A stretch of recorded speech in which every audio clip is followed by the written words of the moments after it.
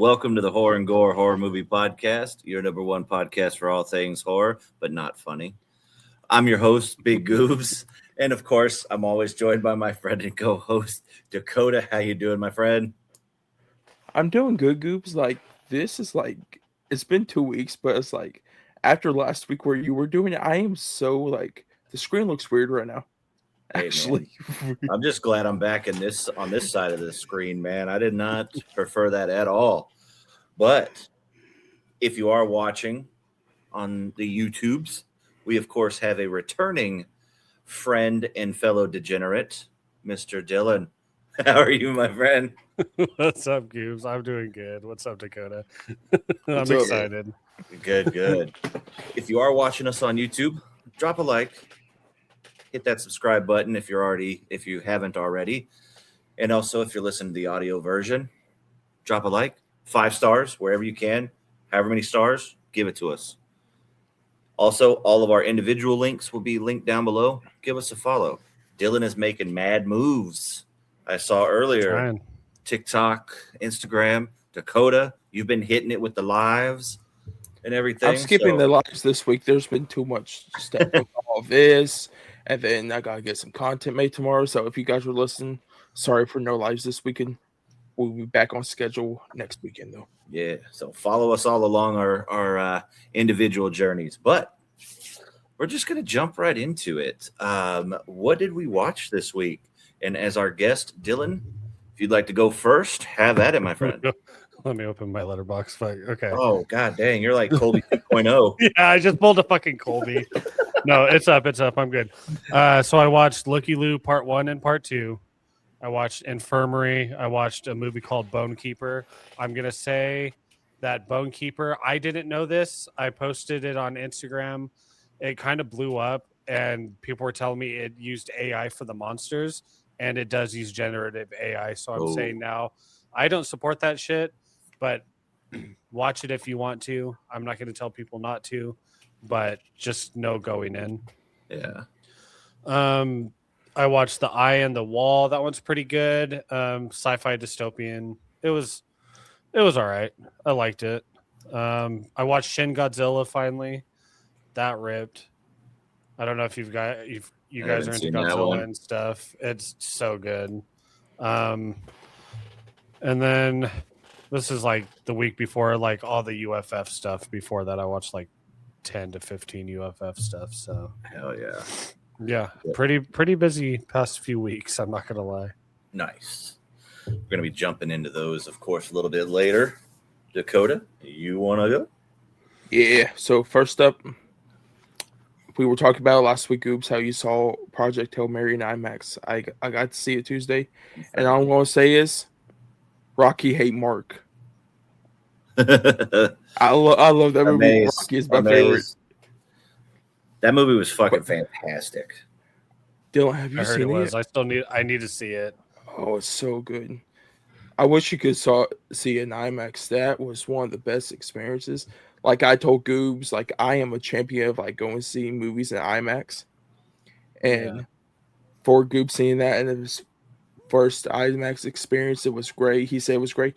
And watching it, like a lot of IMAX movies, like In and Out, there's like 30% IMAX, like 70% like widescreen. This was literally 90% IMAX shots and 10% widescreen. Yeah, I heard they had some like cool little like shooting, the way they use the cameras and stuff. Yeah. And I'm super interested. I want to see it for sure, but just haven't had the time yet. It's well worth it. Do you think it's Ryan Gosling's best performance? Dude, I'm not the biggest Ryan Gosling fan, so I can't really go off of how many I've seen of him, to be perfectly honest. But it's one of my favorites that I've seen of him, yeah. I think it is for me too. But then after that, I watched 3 Unnamed Footage Festival projects. So I finally got to watch The Killing Cell movie. I'm just going to keep my thoughts till we get to that. Rips. Looky Loo Part 2, the long anticipated sequel to Looky Loo Part 1. Then I watched I think it's David Dawson. That's who directs it. Yeah. Yeah, David Dawson's Zebra Hooves. Mhm. Hell yeah. We're gonna get all into those a little bit later. My watches this week. I started watching, late because of all the stuff I've been dealing with personally, but got quite a bit of watches in. So I finally sat down and watched Damien McCarthy's Caveat. Movie is scary as shit. It is so, yeah, dude. It's so atmospheric. There is a crawl space, I guess is what you'd call it, scene. Literal chills, and I audibly gasped by myself in the Oh, dark. nice. So, fire. So it makes me even more excited for Hokum because I loved Oddity as well. So, ready for that. Then I watched Pretty Lethal, the Amazon Prime ballerina movie with Uma Thurman. Okay. Yeah, I don't think I've heard of that. It's like 5 or 6 ballerinas. They're going to this competition thing. Their bus breaks down. They get into this hotel thing, and it's like a bunch of Russian gangsters. And then it just turns into like a fucking massive action fight choreography movie. And they don't stray away from like the ballerina stuff. It's like they're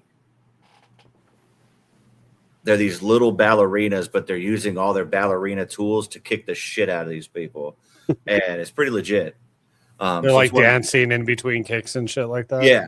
Like they do like Nice. this set and they're fucking kicking as they're going this way and shit and dodging punches. It's fun. And then of course Uma Thurman is Uma Thurman. So she's a good villain. Yeah. Then I made the mistake of trying to see if the 2010 Nightmare on Elm Street was as bad as it is, and it's pretty fucking bad. Yeah. You should trust It's me on not- that it's not episode that that we good. had. It's not pretty that fucking good. bad. I will say I did really enjoy the opening. That was about it. Yeah. The opening. That's I where thought me was- and you. That's where me Oh. and you disagree. The opening is where I thought it actually paid off and felt like a Nightmare on Elm Street movie. But yeah, it's as bad as everybody thought. Yeah. Then, since it's finally on Netflix, I finally got to rewatch 28 Years Later, The Bone Temple, and show my wife, and it's still a 5 out of 5. It's still such an immaculate movie. So it's even better the second time because you can pick up on certain things that you missed, and then getting more into the deeper level with Samson and Ray Fiennes' character was just, Yeah. it's so good. Then I haven't rewatched it. I need to though. yeah, it's so good. Then I rewatched another movie that just hit streaming on Peacock. I rewatched and showed my wife Five Nights at Freddy's 2. Nice. And just to see, like, because I watched it in the theater and it wasn't the best, and so be it. But I watched it on Peacock again, and then I got to realize how disconjointed the story was, and like, I'm like, this shit makes no sense. And my wife pointed out they're going to a science fair in the middle of the day. Then all of a sudden, they're like, oh my God, we need to go find her. And it's dark outside. Like, how long is this fucking science fair thing? You know what I mean? It like just inconsistencies that was there. And I'm like, Yeah. it one of those, I don't know why it was made, but we know why, because it made a shit ton of money. So Yeah. For me, yeah. I'm gonna have to rewatch it because I liked it the first time, but now that you said that, I was like, wait, yeah, that I remember that too. There's I'm gonna have to certain rewatch it. certain points where it's like, how long is this thing? Then I did another rewatch of a movie, but I actually had a even more positive experience. I rewatched Send Help, the Sam Raimi, Yeah. Rachel McAdams, and Dylan O'Brien, because I didn't really care for it in the theater. I walked out like super disappointed, and I think I was one of the only few that did. And I'm like, I don't know if I like this one or not. And I sat with it. Dylan O'Brien, Rachel McAdams, killer performances, but I felt it was too long. The setup was too much, too much back and forth of who do you hate more in this movie, him or her, and like all this stuff. But rewatching it in like on the couch, locked in on my in my own, I fucking dug the shit out of it. Like, it's fun as fuck. And I don't know if it's just I had a bad theater experience or I wasn't in the right like headspace, but fucking banger of a movie. It's fun. I love that movie. Yeah, it's the rat scene was. Oh man. No, don't tell me anything. I haven't seen it. We're not going to tell you nothing. Oh, you haven't? Oh no, no, it snowed. You're fine. Yeah, it snowed when it came out. But yeah, so that was great. I did also watch Zebra Hooves. And then I sailed the 7 seas, if you know what I mean. Yeah. And which parts of the Caribbean? Oh, Dakota. Damn it, Dakota. I love you, Dakota, so much. God damn it. I sailed the 7 seas and watched a specific slasher that came out this year. I watched Scream 7 finally. Oh yeah, Oh, fuck that fuck movie. you did. Yeah, but like I said, I manned the 7 seas for that one because I wasn't gonna give it the $20-something to rent it or anything like that. So, but yeah, not the best. Not the best at all. Can I let you in on a little secret? Yeah. I did the same thing. I did not give that fucking Oh, movie now any to know money. we talk about. Sorry, Spyglass. But Yeah, that day you were like, "Come on to the podcast and we'll talk about Scream 7." I was like, "Okay," and I hit the waves. yeah, The waves. but yeah, that's all those are my watches. So yeah, it's been a pretty That was a good week. pretty good week, man. And I was able to pick up a piece of physical media. So I only got one. So Dakota, last week I showed you that I found Peter Pan's Neverland Nightmare on DVD. Oh yeah. Well, this week I found a double feature of Blood and Honey 1 and 2. Walmart. Nice. Yep. Yeah, I've seen it there. Yep. And I was like, fuck yeah, dude. Adding it. So now all I need to figure out is where the fuck Bambi the Reckoning is. Oh fuck. Let me look it up for you real quick. I know they announced that date already. But yeah, so did that. They did have some cool other things like that I want to go back and get, but that was the only thing I got. What about you, Dylan? I know you got some stiff. So I know we're going to be talking about this, but the Day of the Dead Lenticular.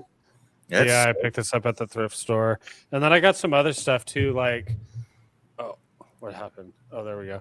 I got my Primal Darkness shirt. That's sick. Shout out Dylan Brown. Yeah, shout out Dylan Brown. I went over to his house. He lives did you? by me. Yeah, he lives 15 minutes away. Oh, that's fucking sick. And then shout out the homies at fucking House of Ghouls and Dark Side Collectibles. Nice. I saw you. I saw you snag one of those. And then my favorite, just got my MILF shirt. Oh, fuck yeah. Frogman fuck. And then Dylan actually gave me a Looky Loo poster. Oh, that's sick. So I came up pretty good this week. Fuck yeah, dude. Yeah. What about you, Dakota? I know it's in the car, but what'd you get? So I went to, it's like a personal owned thrift store. It was for $1, and I checked and it's $6 to rent. I'm like, fuck it, I'm paying $1. House on Haunted Hill, the 1890s version. Oh, okay. Nice. I see. I haven't watched that in a minute, dude. I've not. The only thing I know Anything you about find is for $1, you got to do it. Dude, I'm going anytime I back can, there. yeah. Go ahead. Sorry, my I'm bad. going back there tomorrow because I'm a dumbass, and they had William Whoa. Marshall there for $1. And I'm like, fuck, I need to watch the rest of that movie. I've seen the first half. I've seen that movie several times. It's always the first half. They love What to is it? show in school. William Marshall. Oh, with Matthew McConaughey? Yeah. Oh. When I was Yeah. on school, when we always took exams, I got through the first half of the movie. I've never seen the second half. Hey, man. It's all right. You're halfway there. It's glass half full, you know. Right? Yeah. I But also hey, watched half of it. hey, right? But yeah, so that's the physical media wrap up. We got some news. We're gonna kind of blow through this because I think we're gonna talk quite a bit about the Unnamed Footage Festival. Yeah. No pause, Dakota. No pause. Yeah, they're like, whoa.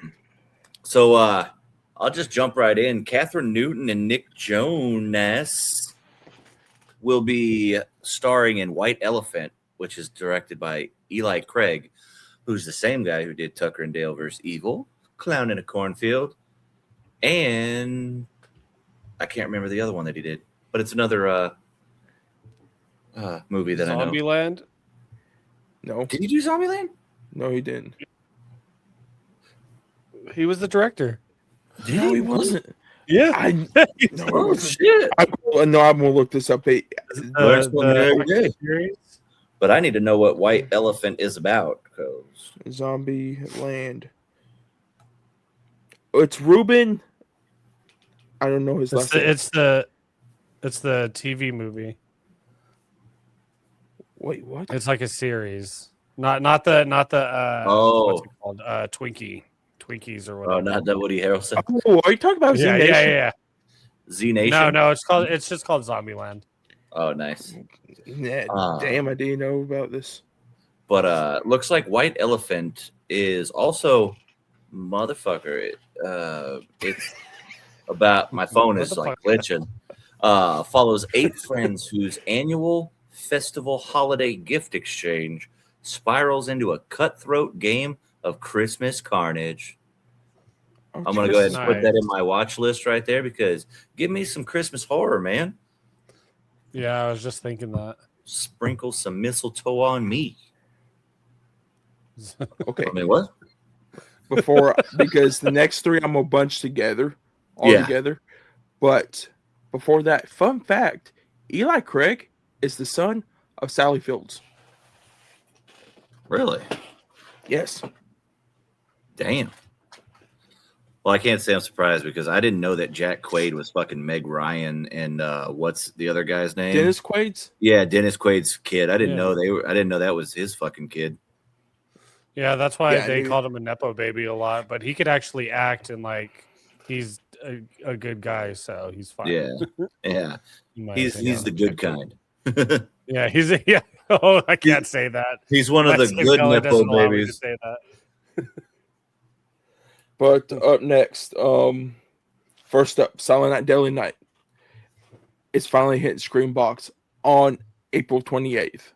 So all you guys that have listened to my lives that haven't watched yet, you guys probably don't have to rent it now. You can, if you don't got a Screenbox subscription, it's very cheap. Go get it. It'll be on there 4 weeks. Then on the day this episode drops, we got 2 major digital releases. First up, The Bride, which I still haven't seen yet. It's releasing on that day. And also I'm paying the $25 for this because I'm pissed my theater didn't show me it. I don't care if it sucks or not. Psycho Killer comes out that day also. Yeah, I didn't watch either. Oh, dude, I'm I super wanted excited. to watch The Bride, but I Dude, just never went.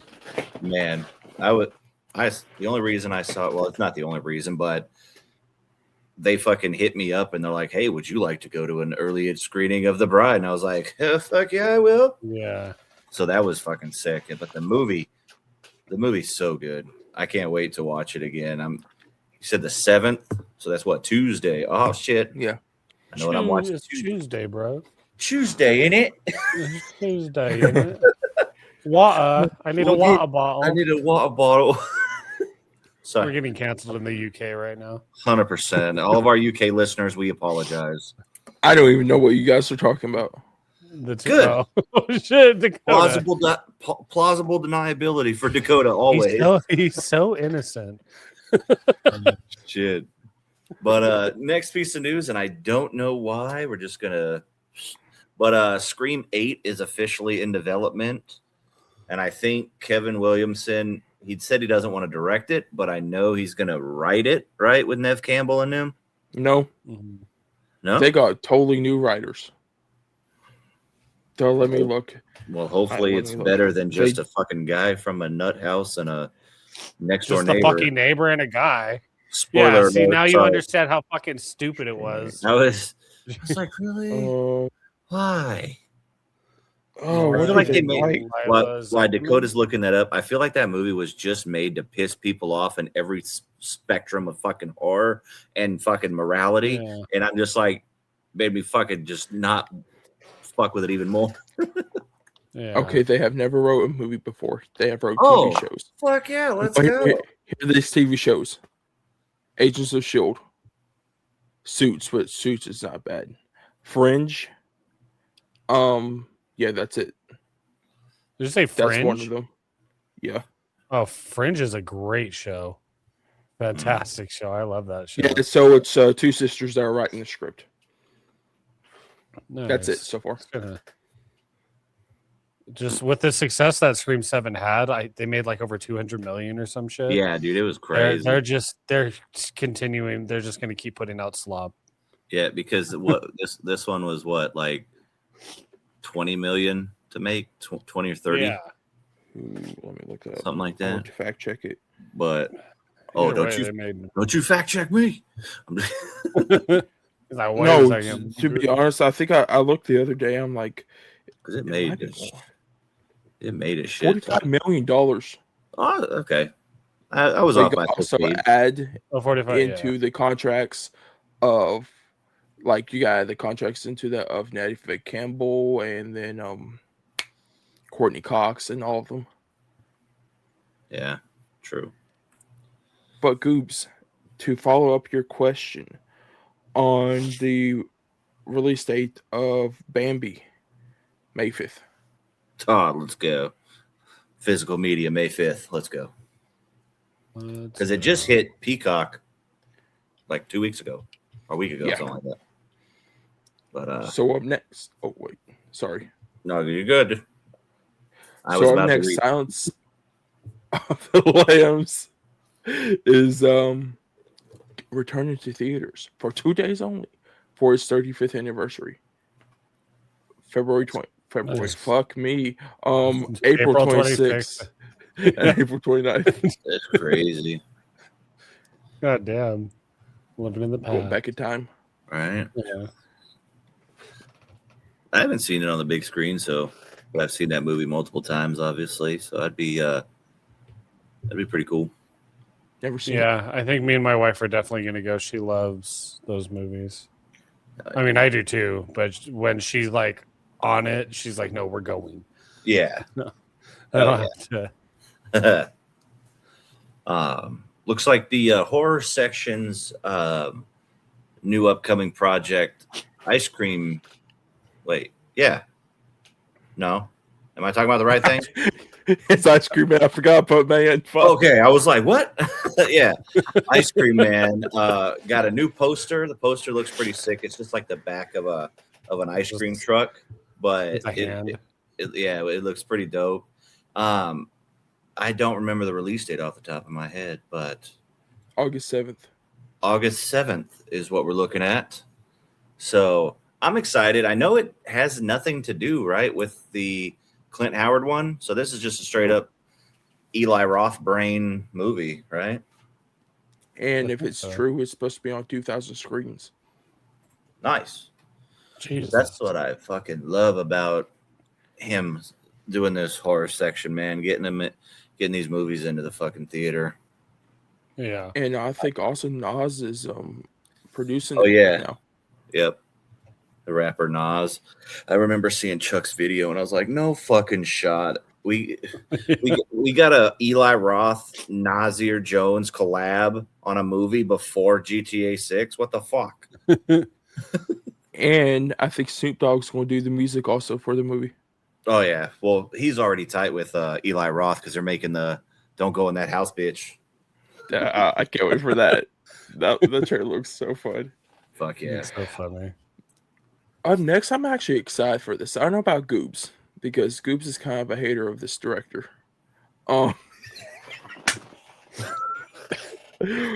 But Zach Kreger's Resident Evil has had test screens, and the results have come out for these test screens. And dude, these results have been pretty good. So this is the summary of what it is. It is. You both seen Mad Max Fury Road, right? Mm-hmm. Have you? That's Goobs? bait. Yeah, I have. Yeah, okay. That's bait. That's bait. But people, I think one person said, Horror Fury Road that is 90 minutes of all gas, no brakes. Good. That's what it should be. Yeah.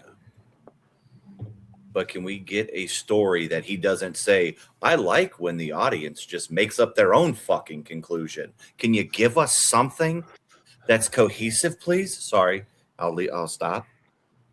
I wasn't a fan of Weapons. I didn't like Barbarian. I'm not a fan of Zach Kreger style. And But you when- guys know that this is not a part, like Leon and them are not in this. But the things in it? they are saying, it's some original Two new stuff. people. But they say Oh, okay. he has took the feeling of some of the video games and put it into this movie. Like people can pick, I think it's like Resident Evil 7 and like another game, and it feels like both of those combined together in this movie. Okay. Huh. No, I'm just kidding. We'll see. We'll see. We'll see. No, I like I said, if I watch it and it's good and I enjoy it, I will say it. But like I said, I have no problem saying that I'm not a fan of his other movies. So it's Weapons all- was a masterpiece. And you're I bullshit. second that too. I second that too. Nah, man, that movie was overhyped as fuck. It had no clear narrative of where they were wanting to go. That's why he had to fucking split the story in a non-linear thing because he wrote part of it on the toilet and then wrote another part out in his backyard. He had no idea where he was going, and then he said, "You know what? We're just gonna have the audience decide how this goes and what happens." He even said it in an interview. He wrote this story and he goes, "They're like, what is the message within this story? What is this about?" He goes, "Well, I'd like the audience to kind of whatever they think it is, that's what it can be." Motherfucker. I thought he said that about the gun over the house specifically. Was it specifically about I that? think it was specifically Yeah. about the gun. He's like, I wanted people to just like do it, whatever. But I think he supposedly wrote it because of like addiction within his family. Yeah. Like that I was know supposed to be the meaning is all addiction. Yeah, and I know he had his think- friend with the Yeah. hot dogs and stuff like Yeah. that. I understand that there's personal meanings of The it, friend and with you the can- hot dogs. and you can create art to tell your story, but at the same time, it may not hit for everybody else. And like I said, that movie made a ton of money. It fucking got good reviews. Amy Madigan won an Oscar. Like Yeah. it got its flowers. So, and for an independent horror movie, I'm totally stoked for it. But it was just not for me. Yeah. It was not independent. Yeah. It It was wasn't divisive. wasn't it? It was Warner Bros. Why did I think it was fucking Neon? No, it's Warner Bros. that got that shit. Nah, that's even worse. No, I'm just kidding. Just kidding. That's super Sorry. independent. Let me rephrase it. Not independent, but original story, original horror, Original, yeah. original. Hey, I paid Not my gonna be money. anymore. Though with this prequel they're doing Fucking hell. slop. Yeah. Backrooms trailer dropped. Now I have no idea what the Backrooms is about. I'm not even going to check it out because I'm I just want to go in as blind as possible. But I can never pronounce the guy's name. The main guy in back rooms. I like him a lot. Yeah. I'm not even going to try to butcher the name. I always do it, but He's from Doctor Strange. yes. So I'm glad that this is becoming a thing because apparently of how good it was on the internet series. Yeah. So, and it just seems like it's going to be claustrophobic and just very awkward and weird, and I'm down for it. I want to say something. I'm going to make a video about this and post it. But for anyone who's listening and you're a big Backrooms fan like me, this is a movie. This isn't like a found footage style thing on YouTube. You got to curb your expectations because it is not going to be the same as the YouTube shorts. Just people need to understand that because I can see a lot of people being disappointed because they're going in thinking it's going to be like Kane's Backrooms, but it's pretty much you just looking at like documents and stuff like that, and it's found footage and they're walking through like first person. But this is a movie that's following someone, so they need to understand it's not going to be the same. I'm already seeing it. Their expectations are getting really high, and I'm like, you might be disappointed because they're hoping it's going to be exactly like the YouTube shorts. So it's not.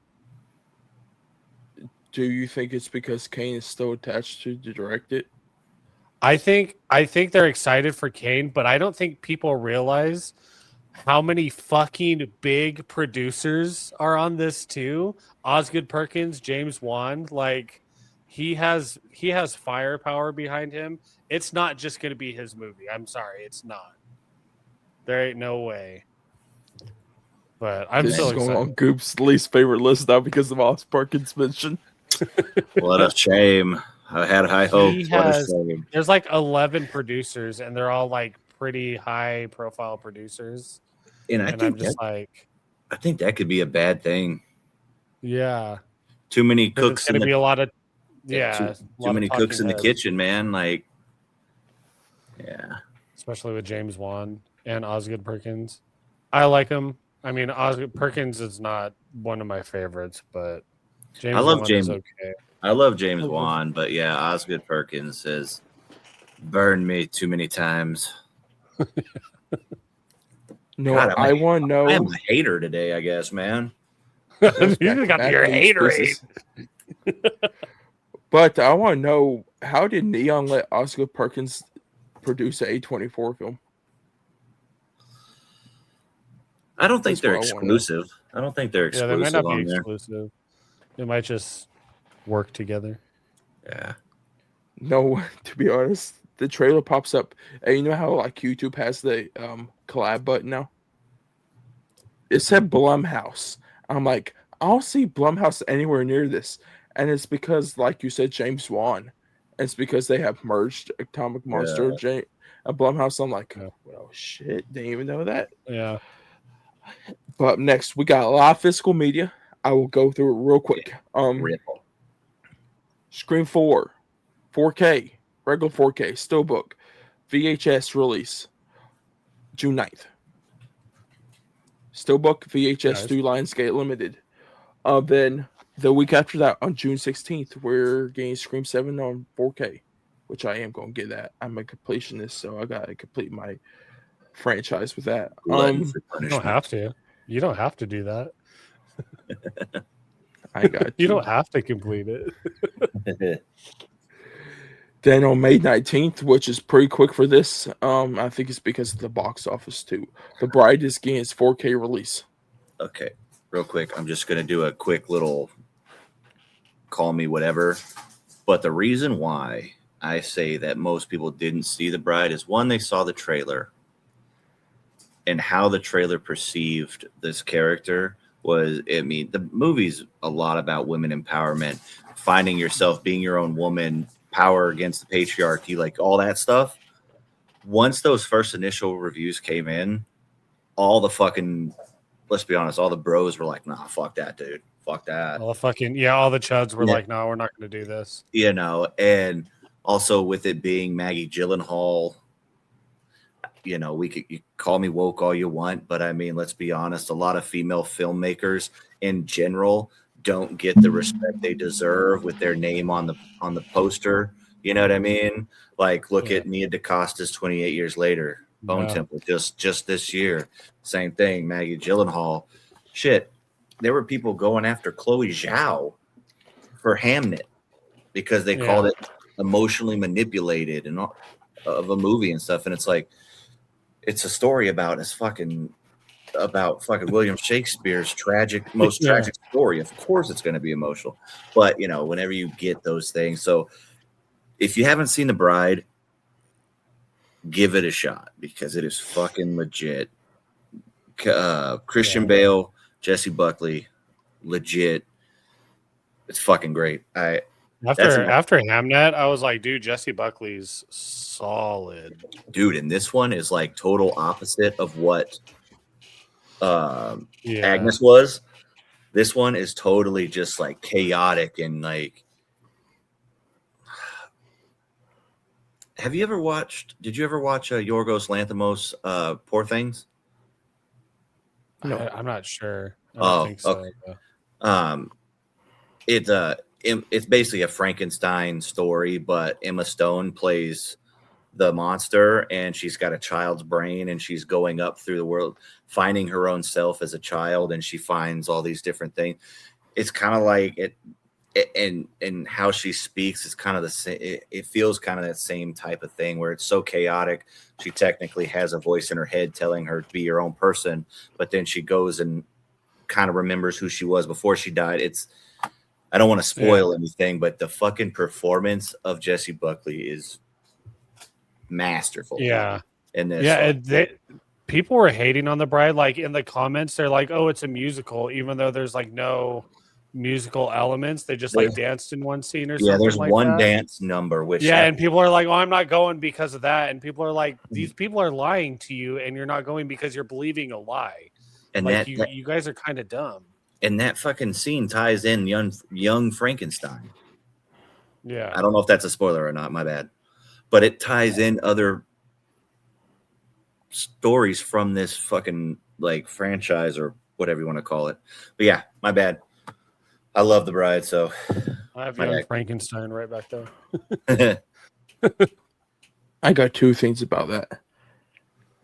You talk about Buckley and Bell. Two bad movies that they're good in. Okay, one's really bad, one's just okay. Men. Dude, Men's fucking wild, bro. Buckley's so good in that movie.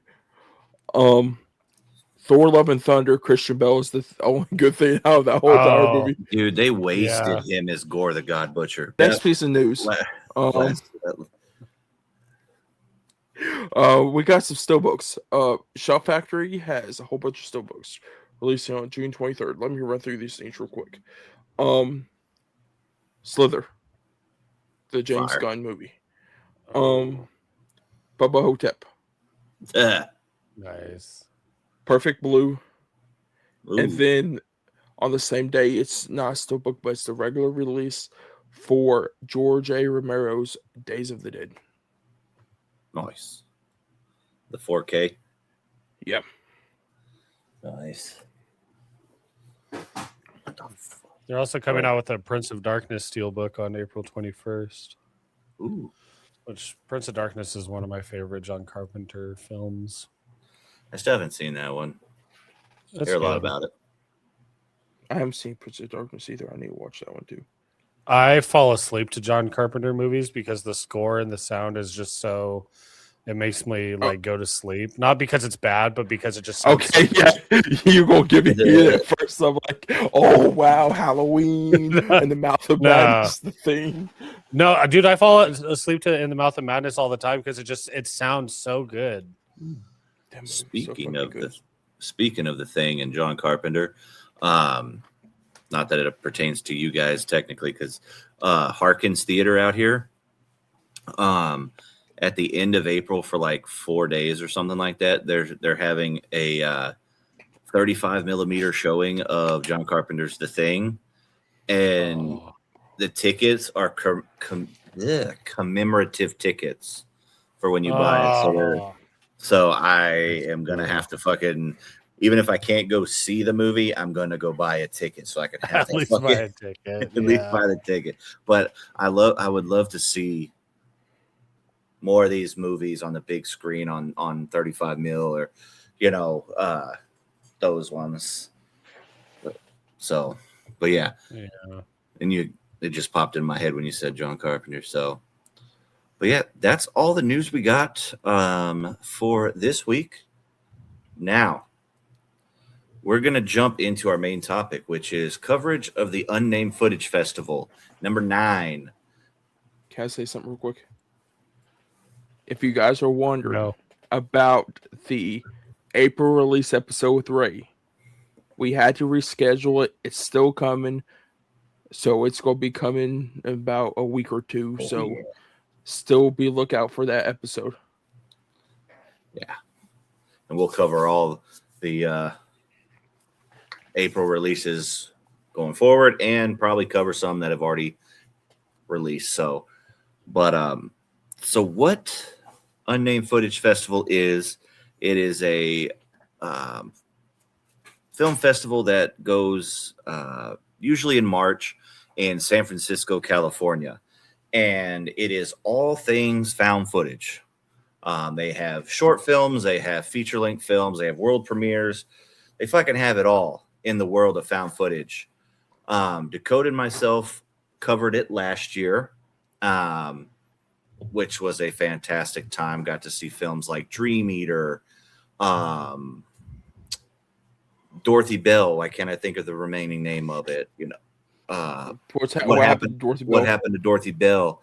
Like Leech. There were some bangers last year, and we were able to get coverage virtually this year. And this was Dylan's first time doing the festival. Correct me if I'm not. This is your first coverage. First film festival. Fuck yeah. And you, I say this because it was my first festival too. You picked the fucking perfect one to do it. How they do it is so fucking good. The people who run that are amazing people.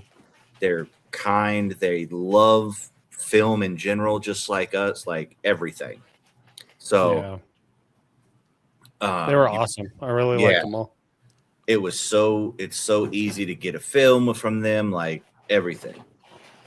You got some, Dakota? Or did I just? I'm about to go look this up because I've been looking at the website.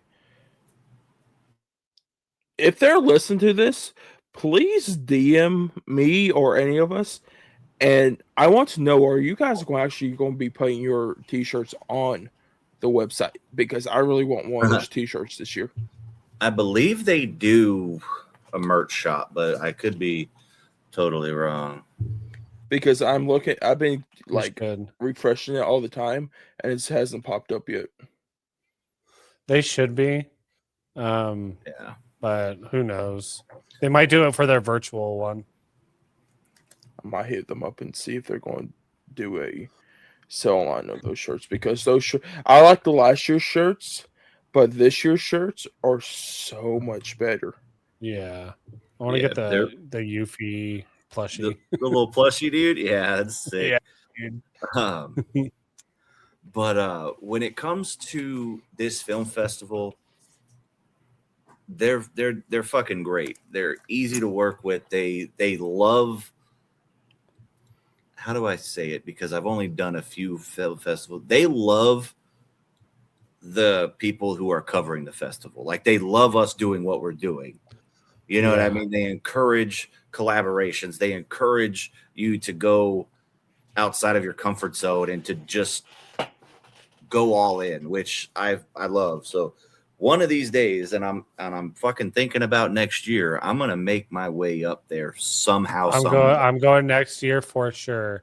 So if you go, we can get same hotels, rooms, whatever. We'll pitch in and make sure everything's good, dude. Because this one is so fucking fun, and the theater that they do it, the Balboa Theater, just looks like a dream theater. It's like old school looking. It's historic look, and it. So yeah. I think they also do it at Alamo out there also. I think they've done 2 this year. They may have some out there. I know for sure the Balboa But this year's lineup was pretty fucking stacked, if I do say so myself. Can I It say is a great year for found footage for sure. Dakota, you can say anything you want, big dog. another thing I like Ow. about this? A lot of film festivals push reviews. It doesn't matter if they're bad or good. And they stated to us if you didn't like the movie, don't push a review for it. And that's why I really like it, because like what we support independent horror cinema. We don't want bash it. And I feel like this film is ran by horror fans that love for horror fans to watch the movies that they get. Because you can see some of these film festivals, there are just people that just want to push their film festival, and it seems like not with Unnamed. And I think they also do another Hole in the Head, didn't they? They're separate, but the people that run Unnamed Footage are the same people that they do like the film press for another Hole in the Head. So Okay.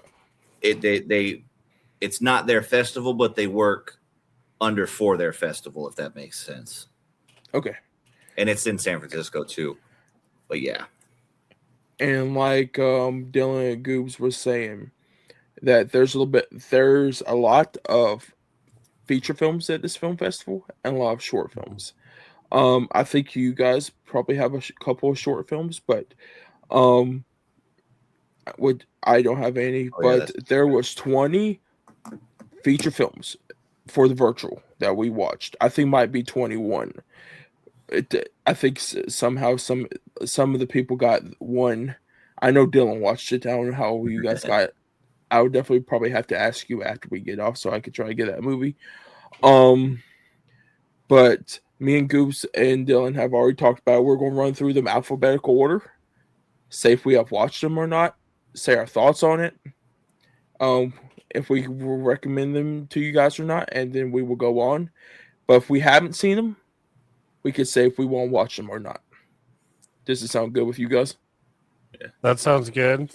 Before we start, shout out to my gorgeous wife. She just brought me a Sonic Blast. Oh, fuck. And pretzels from Sonic. Let's fucking go, dude. Let's go. So, hey, it's a little mukbang right now, too. Hey, man, W's in the chat. Yeah, W's in the chat for that. Holy shit. Sonic Blast looks amazing. Dude, yeah, look at that. 4K. Yeah, I'm about to bust. Dakota, do you have the list in alphabetical order? Yep, I got everyone. Thank God. Right. I'm just like my brain don't work like that. I was looking at my letterbox and it's like a fucking I came prepared. painting. I can barely say the alphabet, so it's good. Up first, we got Alan at Night. I didn't watch it. That's one I didn't get to. I need to watch it. I really want to watch it, but I just didn't ask for it. So I'm going to need that one, Dakota. Okay.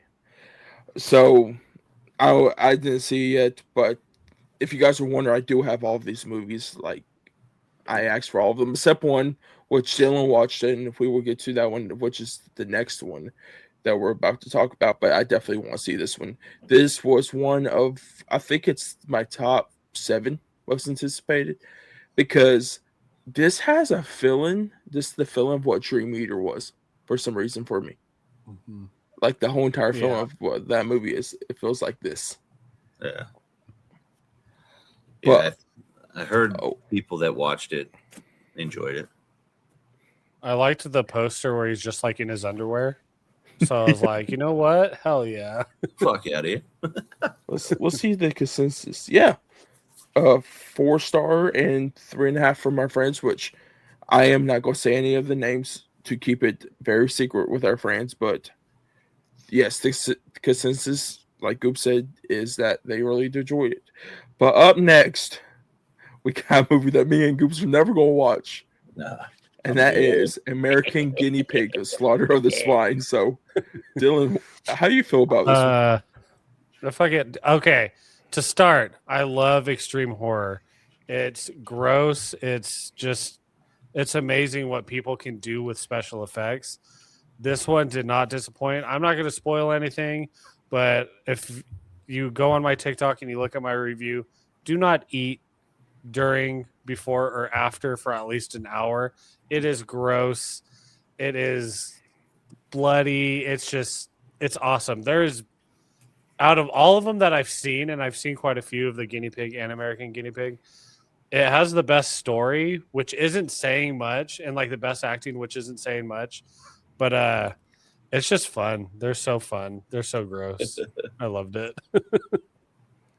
Hell yeah. And I met a lot of people from my review and stuff, like the writers and directors and stuff like that. Like, it was pretty cool.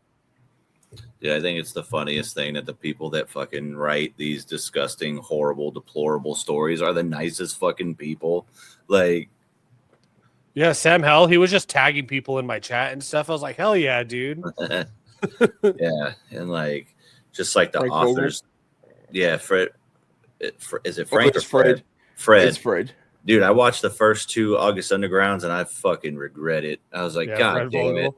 it. But I guess that, like, he's apparently the nicest guy. And then even like the authors, like Rob, Yeah. Nelson, you know, he writes deplorable shit, but he's the fucking nicest guy. He's just out playing golf and shit all the time. Right? Just thinking about all Slamming this energy weird drinks. shit. I mean, Yeah, dude. yeah. So I mean, I just think it's funny, the contrast of like what you would think to what actually is. But what's up next? So it's Big City Pizza. Should I Yeah. do like how I rated them too? Should we do Oh, yeah. that? What'd you give it out of 5? 4 stars. Just based on practical effects alone. Fuck yeah. Yeah. And if you guys are wondering, we are going to be doing a ranking of what we have watched at the end of the episode. But up next, we got Big City Pizza, which, can I say something real quick? I started this movie. I got 2 minutes into it. It's a movie you got to be in a certain mood to watch this. Yeah. It's not going to be for everybody. This was one of my favorites, dude. I love just how out of control it is. It's fully animated, fully POV of a fucking skeleton pizza delivery driver. It was so fun. And I talked to the director after I posted my review and DM'd him a little bit. And I was like, I couldn't imagine how much work it took you to fucking do this. And he said that it took him a while and it was just a passion project and a labor of love. And it was fucking sick. Yeah, it was really good. I know I commented on your post, and this isn't like a spoiler, but just the bone job was so fucking funny, dude. Yeah, I had no idea. Everything about this movie is so surreal. It makes you want to do like shrooms or acid or something and then watch it because it's that just off the wall. Yeah. But it was so good. Yeah. Right as I finished it, because that was the first watch I did of this one, technically, when the festival started. And I fucking hit Ian up. I was like, dude, if you haven't watched it, watch this one, because this is an Ian Van Gool movie. And he texted me right back. He's like, I just got done. I loved it. Yeah. Like, so yeah, I gave it 4 stars. Yeah. 4 stars. I think I did 4 stars also. Up next, we got this was released before the film festival, but we're still going to add it because it was in the virtual coverage. 2 of these movies were actually released earlier to the public, and that is Body Cam. I fucking loved Body Cam. I fucking loved it. So fuck you, Dakota. Okay. I fucking loved it, dude. And the director's cool as shit, guys. Like, I talked to them. They're awesome. It was just so fun. And it was just balls to the wall the whole time. And I love how even the CGI wasn't that bad. So I love how it just dropped you in. Like you were on the call and then shit just went off. So it's on Shudder right now. Yep. So go watch it if you haven't. Body Cam by Brendan Christensen, the same man who did Night of the Reaper last year. Yep. Which Dakota loved that one, right? Dad, this is what I'm gonna say. Like slasher movies are my first, like my favorite subgenre, and found footage is my second. But I don't know why. Like, I really respect him doing a found footage movie, but I feel like he does a slasher movie so much better. It was Why? good. Yeah. Why didn't you like Body Cam? Like, what reasons? It kind of felt all over the place. It kind of felt like it drug out a little bit. Like, I like the concept, and I didn't know that was the dude, the main cop, was the dude from a Grave Encounters at all. Yeah. Yeah. Like, I liked it, but it kind of you said the CGI wasn't that bad. I really didn't like the monster design. Yeah. Did you know the whole was CGI too? Yes. Yeah. Yeah. I'm like, oh, I saw that. I'm like, can we get actual like hole? It didn't look bad though. Another movie did this. And I thought it was just okay. Cold Storage. You know when they're looking down into the tunnel? Yeah. Dude, Cold Storage. Yeah. I had a ball with Cold Storage. Cold Storage was I had to watch it twice because the first time I was like, I don't think I like this, and I watched it the second time with my wife, and I was like, you know what, this is actually really fun. Yeah. I also was watching it the first time on like a video call with you guys on TikTok, so I was not being able to pay attention. So. But I gave this 3 stars. I gave it 5 stars. What did I I give? thought it was perfect. I think I gave it 4. That was way back here when I watched it. Perfect. I think I gave it 3. Just make me, 3. I gave it 3. No. I gave it 3. You gave it. I think you actually gave it 4. Yeah, you gave it 4. We'll just have Dakota look. He's a letterbox master. Right? I know. I'm fucking playing Oregon Trail up in this bitch. Like, what am I doing? I'm about to die of dysentery trying to figure out what I watched. But next, we got content. Fuck yeah, dude. Sorry. I didn't watch it. This movie, I haven't watched it yet. Dude, fucking, it's a Screen Life movie. It's fucking awesome. So, okay. It's done through, video call and cell phone videos and stuff. And this guy who's directing the movie content is like fucking with his actors into playing a part in a horror movie, but they don't know it. And it's just like the fucking main guy who's the director of content in the movie and the director of content in real life. So he's a dude playing another dude playing another dude. Playing another dude. But dude, yeah. It's so fun, and it goes batshit crazy out of nowhere. And you're just like, what the fuck is happening? So content is up there in like my top 5 Screen Life horror films of all time. Yeah. Like, yeah. So I still have it. I think I'm going to watch it today or tomorrow, to be honest. Maybe after this. Dude, so fun. And it's funny because I think the guy is actually from Arizona. They mentioned Phoenix. Nice. They mentioned Phoenix in the movie, and I was watching it, and some of the stuff was like, that looks like fucking Arizona. You know what I mean? Like in the movie itself. But yeah, dude, it's fucking content rips. One of my favorites of the fucking festival. And if you guys are wondering, Goobs gave it 4.5. Yeah. Nice. Damn. Okay. If Goobs is saying it's that good, then I gotta watch it. Yeah. Goobs, we're if you want to, I'll keep up your letterbox scores for you. Okay, I have it up now. Okay. No, okay. We're in the section. He got it. Okay, to be honest, I'm really excited for this one. Because I like what's the 2 movies? It's what's those 2 Scream-like thrillers? In the festival? No, that came out by Sony. It's the one with John Chu and Missing and Searching. Yeah, I love both those movies. Those are good, dude. So I'm excited to see this one, especially once I found out that it was like this. I'm like, yeah, Dude, it's just I had most of these films like I'm excited for, but I just didn't have time to watch them. it's insane. But up Yeah, next, I'm watching movies in between breaks and shit at my job. So Oh, like yeah. I was watching like 3 movies a day, and I was like, whoa, this is kind of taking a lot out of me. I've watched 92 movies so far this year.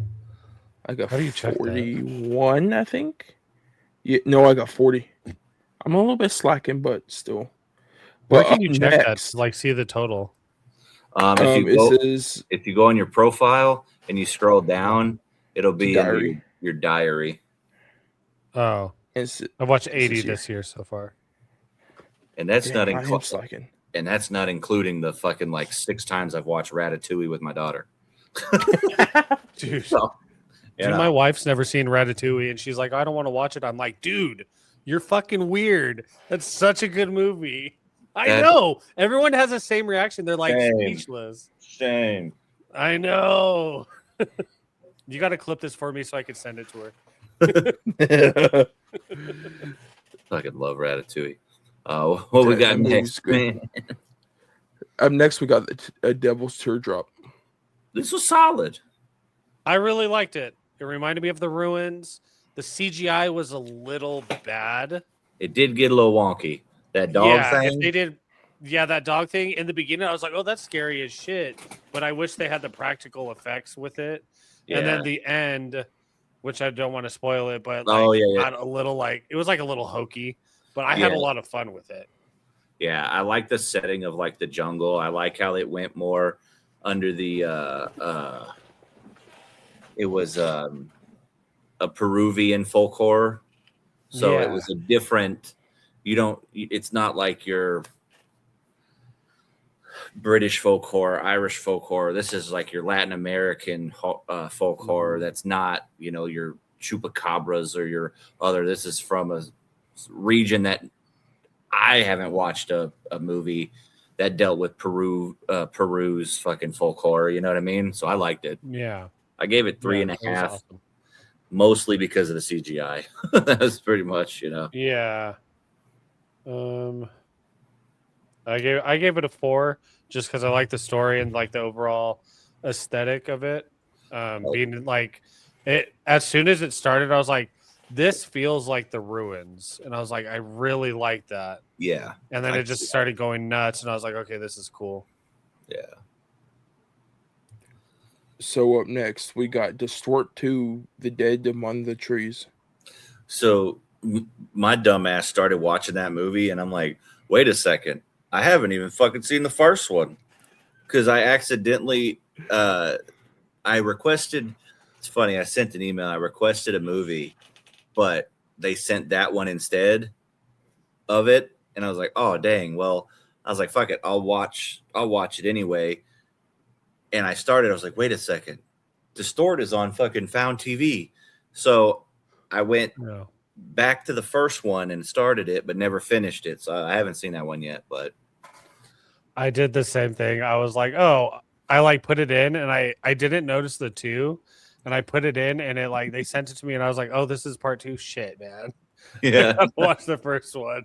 Yeah, so a little bit of a blunder, but I have heard that it's decent. So it's okay. It's sound. It's more sound and stuff because he's making music and getting live recordings from the fucking jungle area around him, campsite. Okay. So yeah.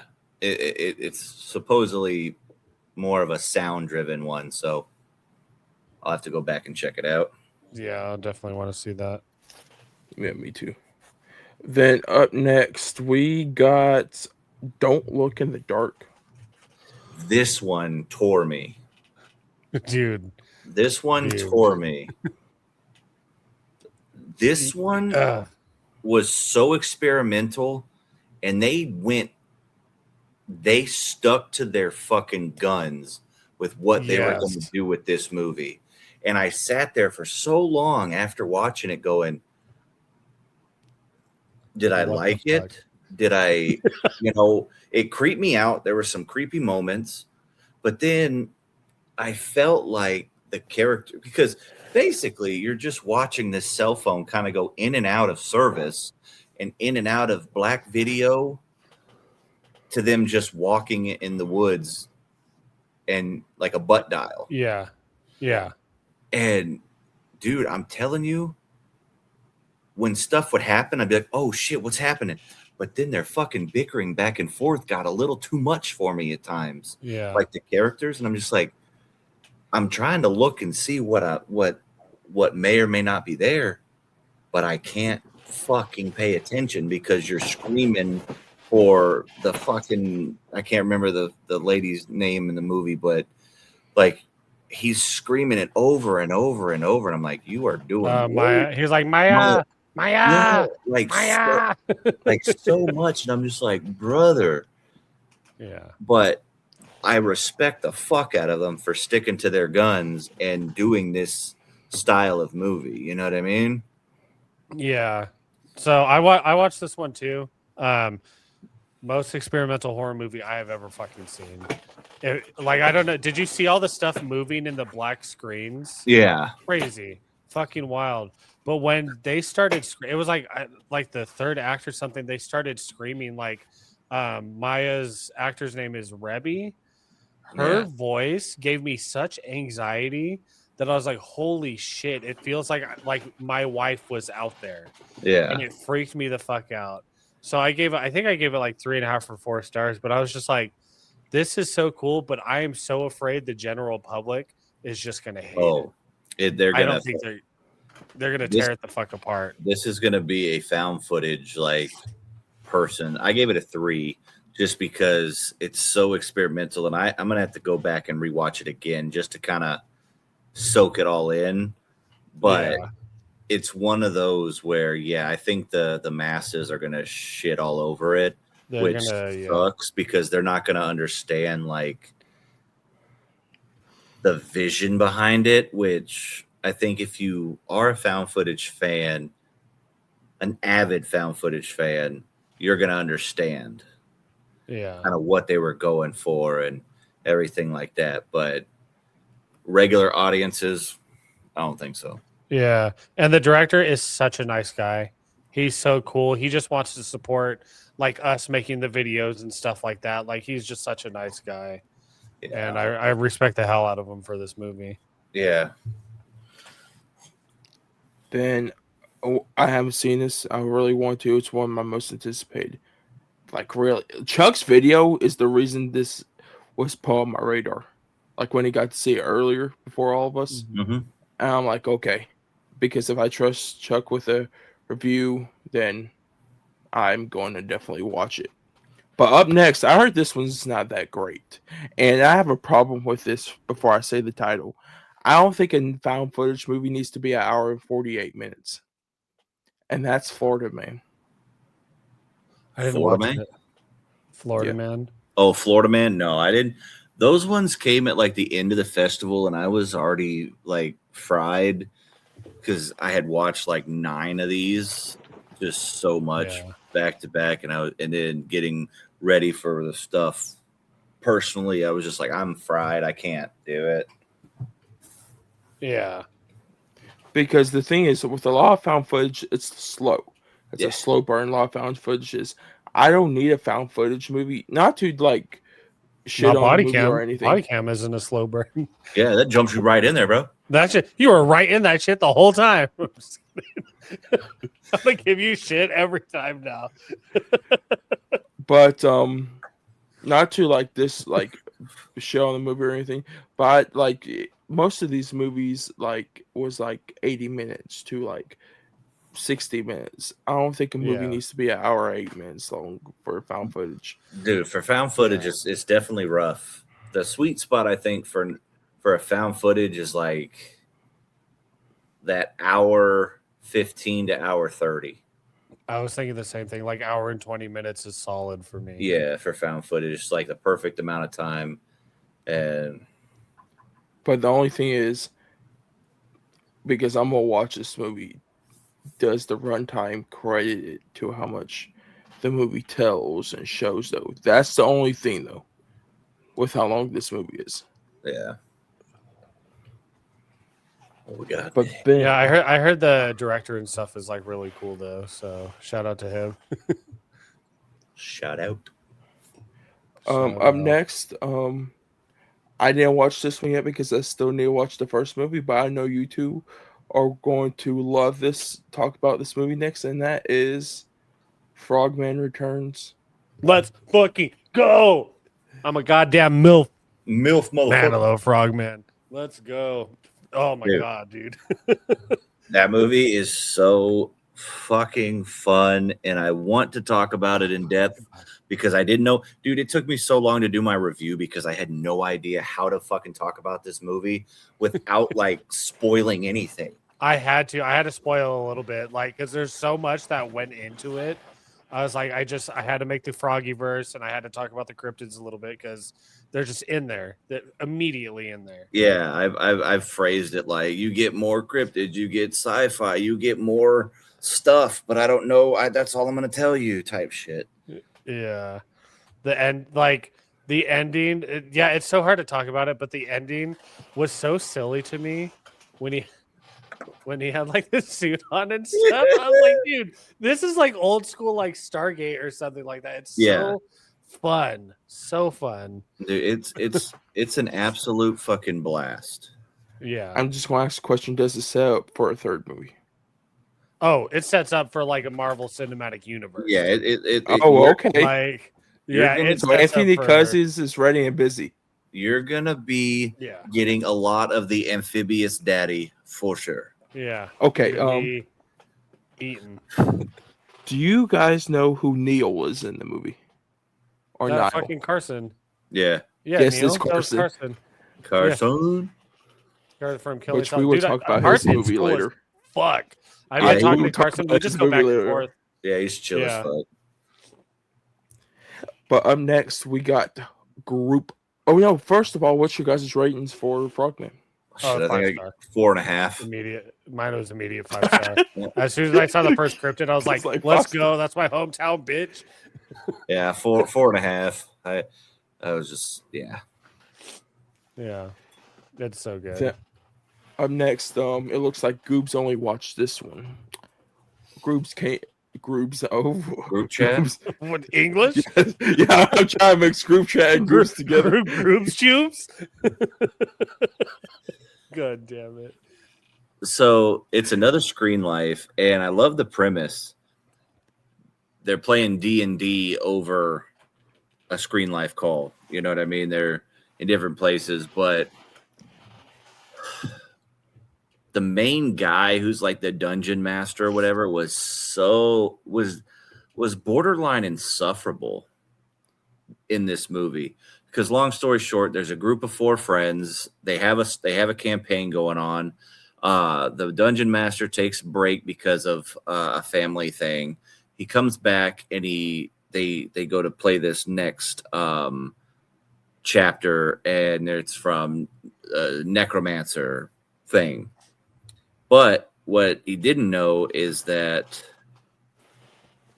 one of his friends put a substitute in there, an actual like witch, or she said she's an actual witch, you know, and practices these things and whatnot. And he's just a complete fucking dick the whole time.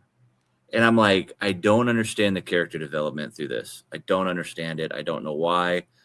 I still had a decent time with it. The main guy, like I said, is just so insufferable, though. And then the story was just kind of bonkers. Also, real quick, it's not really a spoiler, but shout out to Mike over at the Horror Junkies, because with this movie, you may or may not see a familiar face at the end. So shout out Mike. Oh, nice. Yeah. All right.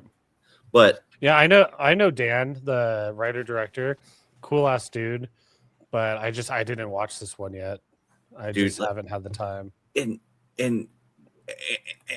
and the main guy, like, he's upset because his friend, and it's this new person that he doesn't know, so he's like giving her shit, like, no, this is not how we're gonna play this game, this is how we play it.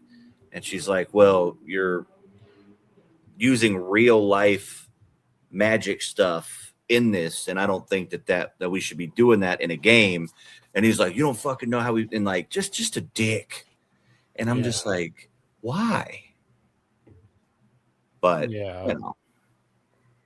I'll check it out. Check it out soon. It looks like Rob Zombie is on the cover of this movie, though. It does not look like Rob Zombie, though. Group chat. Yeah. No. But, oh yeah, Goobs, what's your rating for this? I I think know it's gonna be like a 2. I think it was like a 3. You gave it 4. 3, 4, something like that. You gave it 4. Because I was watching it through work, and I was like, I was having a good time through it, but I was also in the middle of working, so I was kind of in and out. But every time I went back in and like sat there, I'm like, this fucking guy's an asshole. Like, Yeah.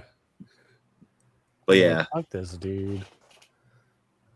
Up at next, we got Heritage. I Did you have like that it? one in. I have that one in my fucking thing, but I didn't watch that one.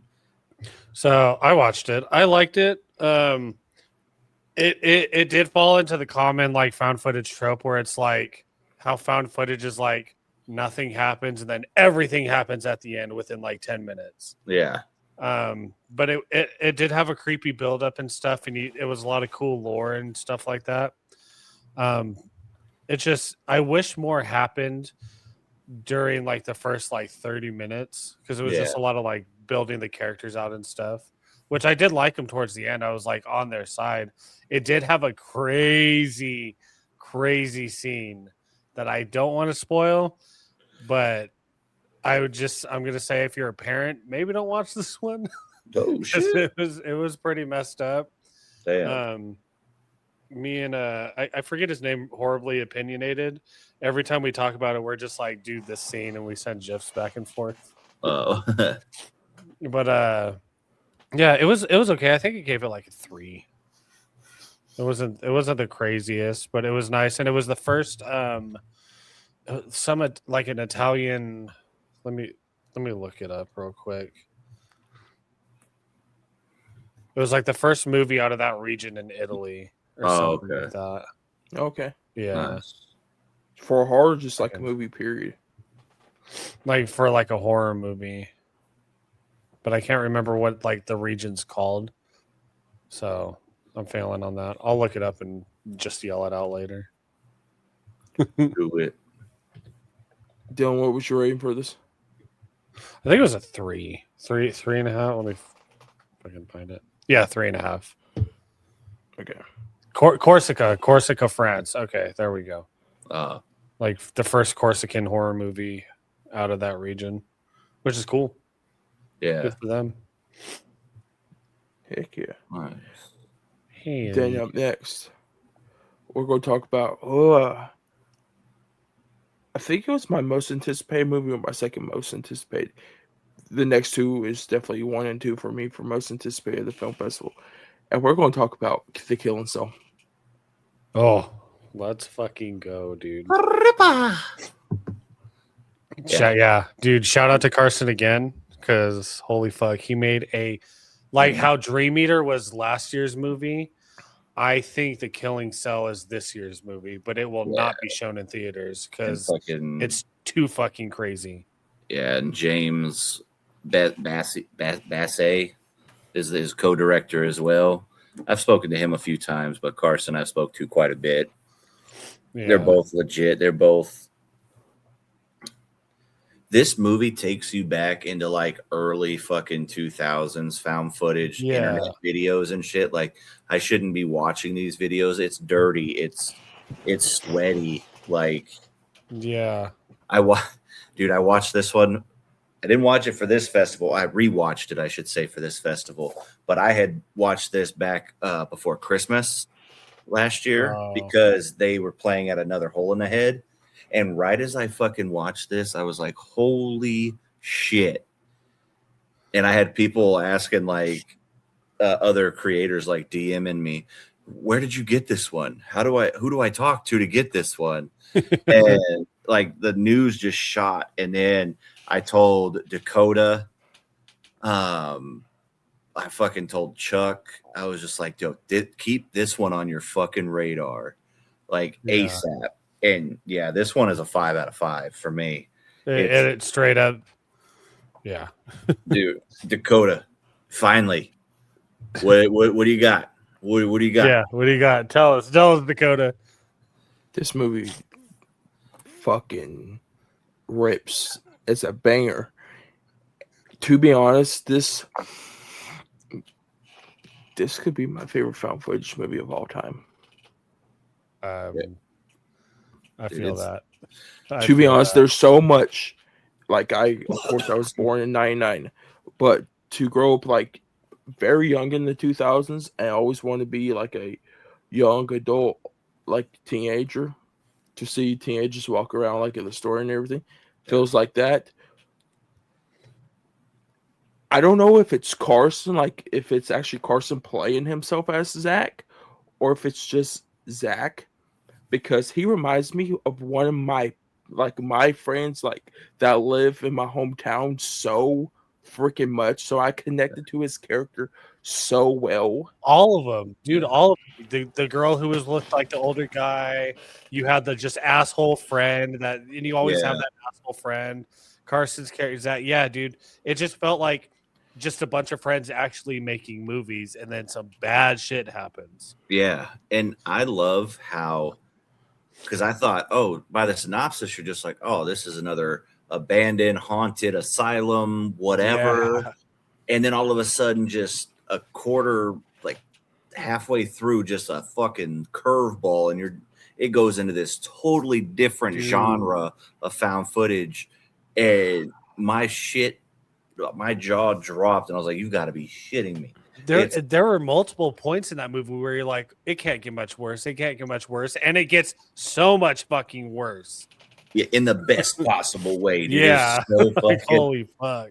Yeah, it's bloody. It's brutal. I was just like, oh man. What's the scene with the thing in the doorway? I'll just say that shit I don't know. That shit fucking had me grabbing myself going, oh my God. Yeah. I was like, to be honest. Yeah. So good. The boyfriend. Does he not remind you of Lewis Pullman? Who's Lewis Pullman? Yeah. Who the fuck? You guys seen the Thunderbolts, right? No, I haven't seen it yet. You know who Bill Pullman is, right? Is that the fucking act? Is that the guy from Independence Day? Yes, it's his son. Oh yeah, yeah. Oh okay. Yeah. I can see where you're coming from now. Yes, he kind of looks like him. I'm like, I had to look it up. I was like, yeah, okay, I got it. Oh, I can get Goobs. Perfect movie. Did you see Riff Raft last year? No, it's on my watch list though. Oh shit, he's in that movie. Watch this mile long. I know, dude. My watch list just keeps growing and growing. Speaking of real quick, it's just a squirrel brain thought. I can finally watch Primitive War because they just put it on Hulu. Yeah, dude, they did. I watched like half of it, and I was like, "Oh, this is okay," but I'm like, now I'll watch it on Hulu and probably like it. Yeah, but definitely go see The Killing Soul when it comes out. Dude, wherever you can fucking see it, just go watch it. It is one of the best found footage movies ever made, and that's including Blair Witch, Wreck, like all those. It's amazing. It's up there for sure. Can I say something real quick? Yeah. No. If you guys are wondering, look around. If you guys go to our personal pages, I know I'll be doing my review soon, collabing with Carson. Go to Carson's Instagram because he's advertising like private screenings for the movie, all like in several different areas around America. So if you guys are near the screening, go definitely watch it in the theater. Dude, this is another reason why next year I'm just like, I want to go to this fucking festival because these movies on the big screen are my shit. Like, yeah, it's like I love that we're able to experience these and watch them and talk to them or talk about them and get them out there. Well, fuck, I wish I could see it on the big screen. You know what I mean? Yeah, it'd be so fun, and just to be in a room with people you can just talk about it after right away would be just so cool. Because not to mention, horror in general is a very confined space, let alone found footage. You know what I mean? Because it's like the shit on subgenre most of the time, you know? Yeah. Like, the shaky cameras and this and that. No, found footage has grown a lot. But oh yeah. Well, what are we talking next? I was about to say, were you going to say something else, Scoops? No, just because you were talking about the screenings of the places, and that's why I want to go to this, because you can get to see these on the big screen, and that's all. Okay. Up next is could be number 1, number 2 for the film festival for us. The next 3 could be top 3 for us. From Kill and Cell to the next 2, but the next up on the list is Looky Loo Part 2. They took everything from Looky Loo 1 and just made it 10 times better. Like, the story progresses so well. It's brutal. I love they threw a curveball in there, and I'm like, they threw Poughkeepsie tapes in there. Like, that was wild. The ending. Yeah. And I loved how it ended, because it just gives more fuel to more Looky Loo. You know what I mean? This is going to be a trilogy, so I'm ready for part 3. Yeah. To see how it ends. And I mean, I'm not saying anything that's, not already known, but yeah, a little birdie said that the story is happening. Oh, so the birdies are coming over to Horror and Gore now? Yes. I do have a few birdies now too. It's kind of nice to have a little birdie. Yeah. So, but no, I loved the meta commentary within Looky Loo Part 2. How they bring he's the neighborhood slasher, and like he's known now, and he starts getting like this. And this isn't like spoiler territory by any means, I don't think, because it literally says in the fucking synopsis about being out there in public. But yeah, he's more reckless, he's more violent, and it just from number 1 to number 2, it's crazy how different it is. Yeah, and he is definitely more reckless and more violent. Yeah. I'm just going to say this real quick. I don't know if you two caught it. I did. I had to rewind it to make sure. If you're a fan of the House of Ghouls podcast, yep, without spoilers, there's something in there. What is it? There's familiar voices. Yes, familiar voices in it. Oh, sure. I would Dylan, once we get off, I will tell you the scene, because Goobs, you probably know what scene I'm talking about. Dude, my wife even caught it. She goes, I was like, yep. I caught the second voice. I had to rewind it. I'm like, oh, the first voice. I'm like, okay. I'm like, yeah. That's hell funny. yeah. I think I know what the next one you're going to talk about. Maybe. I don't know. Primal Darkness. Wait. Hold on. Can I say something? You missed Infirmary. Dude. Oh, yeah. True. You missed Infirmary. So, we got to talk about that one first. I saw this before the festival. I reached out and I was like, I fucking need to see it, because I didn't know if I was going to get coverage or not. You never know. But I was like, dude, I need to fucking see this. They're like, here you go, dude. This movie, between The Killing Cell and Infirmary, is how I feel like the Dream Eater is going to be of this film fest of this year's. Yeah, because Dream Eater, of course, scary as shit, claustrophobic, just wild. Yeah. These two movies are the same fucking feeling, and Killing Cell is brutal and just wild. Infirmary is scary as fuck. Yeah, Infirmary is scary as fuck. And like me personally, I love the Killing Cell, but I don't know how they could put that like in actual theaters because of like what's in it. Because Yeah. it is a little like it's fucking brutal, and there's certain scenes that are like it might not have a good rating, like it might be Yeah. like an NC-17 or something like that. And But I can see Infirmary being in like big theater release. yeah, and I'm not saying this in a negative light, but the Killing Cell is a lot more unpolished than Infirmary, so it's a lot more not. I feel like Infirmary is a lot more user friendly, or Yeah, you know that's what I'm trying to say too. Yeah, because dude, you throw the Killing Cell on with a Man. bunch of friends who love found footage, it's gonna be a fucking rager. You know what I mean? Yeah. This is one of those that's just fucking scary. I don't like dolls, mannequins, anything already. This shit, God. It was terrifying. I'm not gonna lie. Yeah, it fucking was absolutely insane. Yeah, getting towards it, like just even from the very beginning, like they had certain things happen, and I was like, "This is gonna rip." Yeah, and I think I gave that one a 5-star. Also, I haven't technically rated it because, like I said, I put that I watched it, but I watched it like 2 weeks before the festival. yeah, Because I did a trailer I gave reaction. it 4-star. I did a trailer reaction. Yeah, And they had,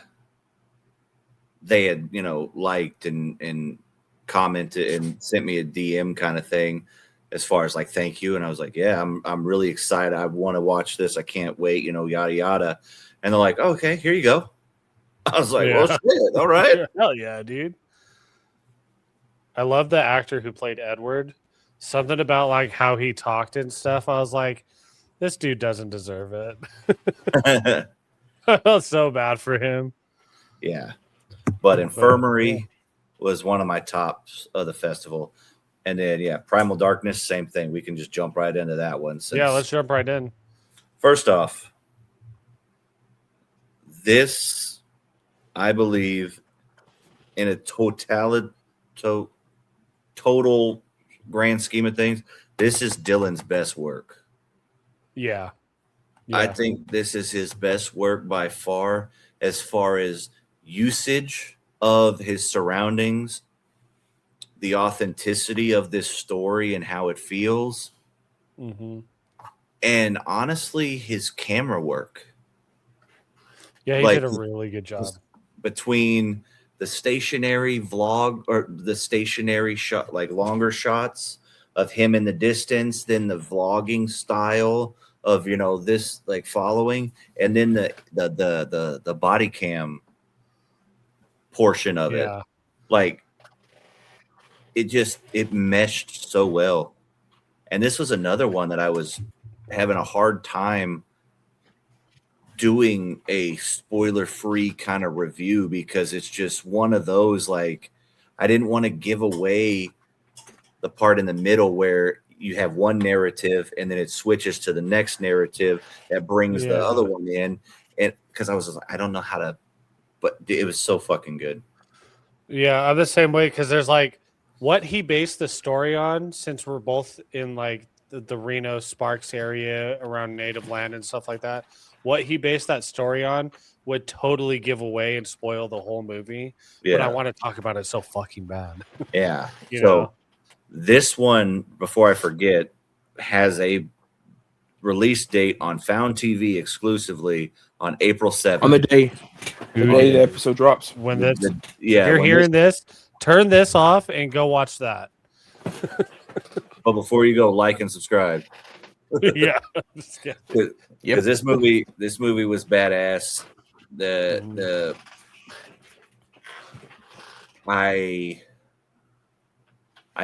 don't know if this is a spoiler. Well, I'm just gonna ask. Do you think there's more to this story? I Do you think A there little could birdie, a little birdie told me that they're possibly. be? Yeah, I love it. Yeah. I'm just It was just such a good story. It was just so fun, man. Yeah, It was so good. In the cave scenes, claustrophobic, works so well. This is in the trailer, so it's not a spoiler. When he's climbing the ladder and he's like, yeah, "Oh shit!" yeah. He's like, "Fuck Like, this, man." Yeah, And it's like super. it's so good. Yeah, and the why can't I say it? The terrain that he's in that area, it's so like isolating, and just so Yeah. like you're just like, what the fuck, man? And Yeah. so and the fact that he did this on $800, Yeah, like nothing. like what the fuck? Yeah. So, yeah. So when I went to his house, I was able to see like props and stuff like that, and I respect the fuck out of people who make found footage because they make anything work. He was like, and this isn't like a spoiler or anything. He was like, yeah, I just shot it on like the side of this mountain, like right over here, like right down the street from Yeah. me. And I was like, you made such a good movie just doing that. He's like, yep. I was like, that's fucking nuts, dude. Like I said, Like, yeah, he made it work so well. like I said, his usage of his surroundings in this one were incredible. So yeah. It's I fucking- insane. He's doing so good, and then he has another one coming out. Going to be Man in shooting the- this summer. yeah, Man Man in the in Woods the- with an axe, I wonder what that one's about. which I know. What? It's gonna You got- throw you for a loop, but I will possibly going to be helping out on that one. Fuck yeah, dude. So I'm hoping I Isn't get that killed found in it. And footage? I'm going to be. I believe so. So we'll see this summer. We're texting back and forth. I told him, I was like, my wife will make you guys sandwiches and stuff. He's like, dude, I would love if you could deal with the food because I hate having to deal with getting a bunch of food for like 10 people. Yeah. So I was like, okay. He's like, I'll give you a producer credit. I was like, give me a producer credit and kill me in your movie. He's like, perfect. Fuck yeah. Let's go. And I don't know if Ian and Colby might be on that one also. They are. They're gonna be. Oh, okay. They're gonna be here in July. Yeah. Yeah, they're. Oh, they're so already he's going filming out in there. July. Because Yeah, I remember he's- yeah. on the. Oh, what were you going to say? He's filming it. It's like May and then July. He's like splitting it up or something like that. So Because I remember the episode in August that we had with him last August. If you guys haven't yet, go check that one out. He mentioned something about that to me and Goobs, like a little teases. I think he said it might not be found footage. This is the first one. He might just do regular. If not, it's the first one that he's going to do with a script because he's taking this one, he said, very seriously. yeah, Nice. yeah, it's gonna be dope. But Primal Darkness, I haven't even shared my thoughts yet. I'm just glazing Dylan Brown over here. I know that's all we're doing. This movie, really good. You guys say it's Dylan's best work. For me, I still think the Tahoe Joe movies are his best, which I'm like a Bigfoot fanatic. And his Tahoe Joe movies are so good. But this one had me on the edge of my seat. The last 20 minutes scared me shitless. Yeah, And I watched this during the daytime too. And still scared the fuck out of me. Yeah. Because there's just this like, it's not a spoiler or anything, but it's like the unknown of what's happening. Because you're finding out, you're figuring out what's happening when Dylan is finding out, or Cole, excuse me, Cole, Perry. yeah, You're finding out when he's finding out, and you're just like, what in the fuck, dude? And that's all I'm gonna say. I don't want to go into what it is or anything like that. Yeah. So From his other movies also, of that, I don't know if he's ever done them like a character that's not him. Like in the Tahoe Joe movies and split screen, it's Dylan Brown. He's playing himself. This is the first character I've seen like in any of his movies that's not him. Like he's playing somebody else. Yeah. And he plays him really well. And like I've really felt for the character because he's like, I just want to help people. And yeah. Yeah. It's really good. Definitely Really go good. check it Really out. good. Up next, which I looked and nobody has seen it. It's Samming. It's I didn't watch that. I think that was what, Taiwanese or something. yeah. Can I Yeah. tell you something? I didn't not know this. Have you heard of Death Whisper? Death The Whisper. Taiwanese, So like a coffee? yeah, the trilogy. Yeah, they have like three of them on Netflix, I think. This is the fourth movie. Oh, what the fuck? Really? Yes. My wife was watching these like maybe a few months ago. They're pretty wild, but I couldn't tell you what they were about. I just remember just seeing blood and gore, man. I would Oh. definitely try to watch them though. Yeah. Yeah, I'm like, okay, go and watch this movie. It sounds interesting. I'm like, fourth movie in the whole franchise. I'm like, gotta do homework. Yeah. That's crazy. But Maybe I'll then check up these out now. next, yeah, especially Taiwanese. Up next, which this intrigues me. I haven't seen it yet. It's This House is Totally Haunted. I started that one. I need to finish it. It seems pretty cool. But for whatever reason, my link that I had, it would get to like the 15-minute mark and then spin. And then I'm like, what the fuck? And then it would get to the That 20 happened to me a lot too. and spin. And I was just like, I'll try it again later. But I've heard from Shane O'Mac, House of Horror. Shout out Big Shane. Yeah, Shane.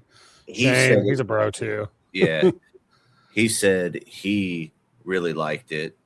And then I've seen a couple other people that said it was pretty decent. So I'm excited for this one. Yeah, I want to watch it. I just haven't.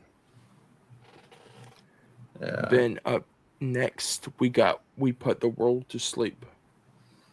That one I haven't watched Be My Cat, and it's from the same guy who did Be My Cat. So, and I heard that's really fucking wild. So I didn't put that one on my list. This one's wild because I'm looking at the cover photo on Letterboxd. The main character, it looks like in the film, all I see is Richard Ramirez right behind them, and that's Yeah, that one I didn't request because if I'm not mistaken, because if you want to talk about like serial killers that scare the shit out of me, that's the man that scares the shit out of me. Richard Yeah, Ramirez. this one is like Adrian and Dura get lost in the characters they play in a what the fuck word is that? Apocalyptic. Yeah, apocalyptic. What the hell? Hey, Damn, Goobs. You've had a rough week, my dude. yeah, apocalyptic film and embark on a secret mission to end the world for real. Second entry in his film spiritual trilogy, which includes Be My Cat, a film for Anne, and Pure. So this is a 3 in like a same universe thing. Yeah, I saw the cover and read it, and I was like, I don't feel like I want to watch that one. I might watch it. That's funny. We'll Then- see. Up next is one that has already been released to the public, and that's the Wilderness Tape. Ooh, damn, I can't speak English today. I got The- The Wilderness Tape Volume 1.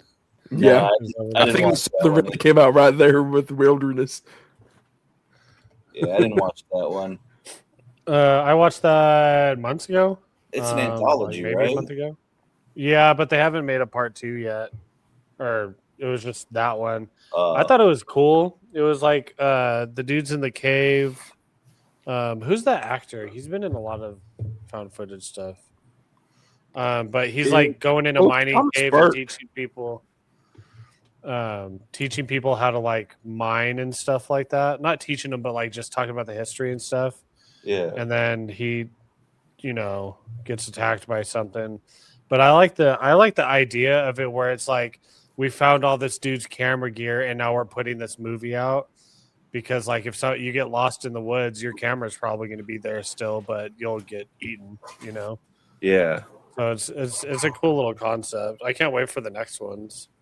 Nice. Goops, in split screen in the wraparound segment, the guy that's pulling up the files. Yeah. Yeah, that's who plays the main character in the Wilderness Tapes. Okay. Gotcha. Then, for our last film, which I know we all seen this one, and that is David Dawson's Zebra Hoofs. Yep. I had really mixed feelings about this one. This one definitely. I don't even know how to. And I watched this one just today. It definitely deals with mental health and a lot of what people deal with on a day-to-day basis.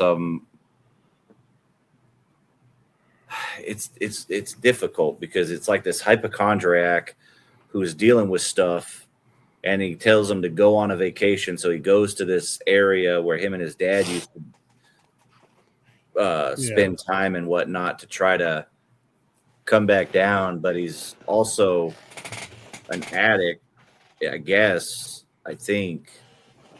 And it deals with like addiction, mental health, and it was rough to watch at some points because in a way of like, not rough as in bad, but rough as in like, uncomfortable. Yeah, like it was. Yeah, there are some points where I saw myself like in this character, like the mental health, him talking about his weight and stuff like that. Not the hypochondriac stuff, but like just the mental health stuff. And he was talking about, I'm like fat, I need to lose weight, and all that stuff. And I'm like, I've had those thoughts before, Yeah.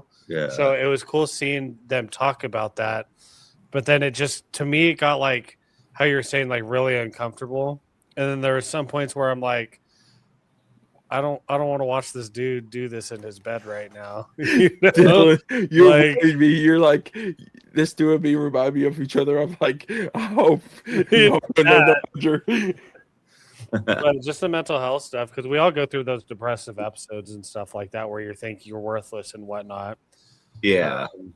But it was a surreal experience watching it sometimes. When we get off, I'm going to explain to you guys a little bit about this movie because, of course, I don't want to spoil it for anybody. Just about the ending and some scenes in this movie, especially the weird shit. Yeah. Yeah. It was definitely. He's a filmmaker that just makes like raw films. If that's, you know what I mean, if that makes any sense.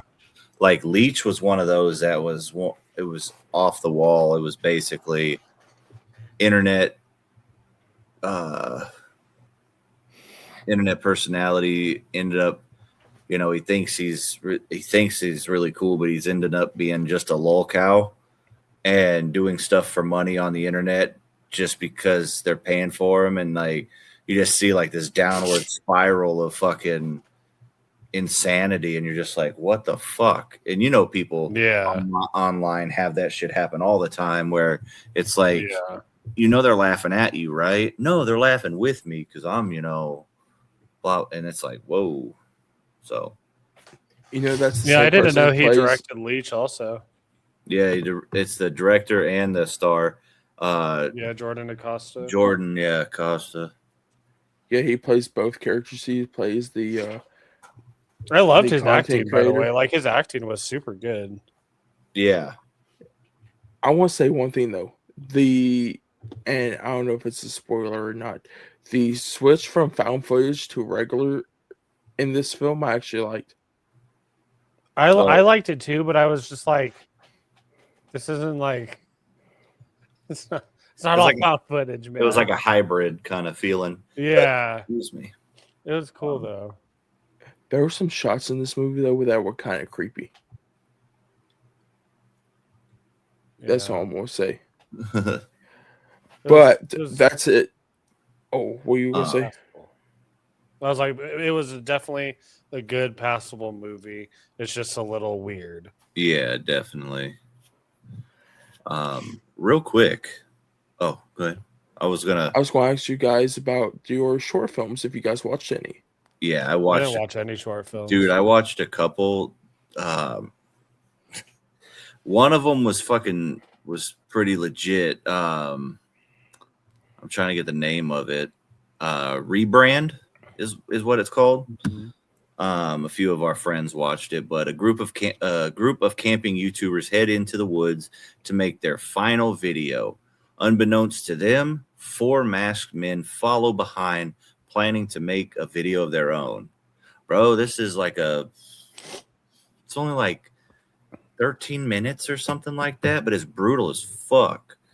Like, shit just pops off right away, and it's like, damn. And then the ending, I was like, you've got to be shitting me.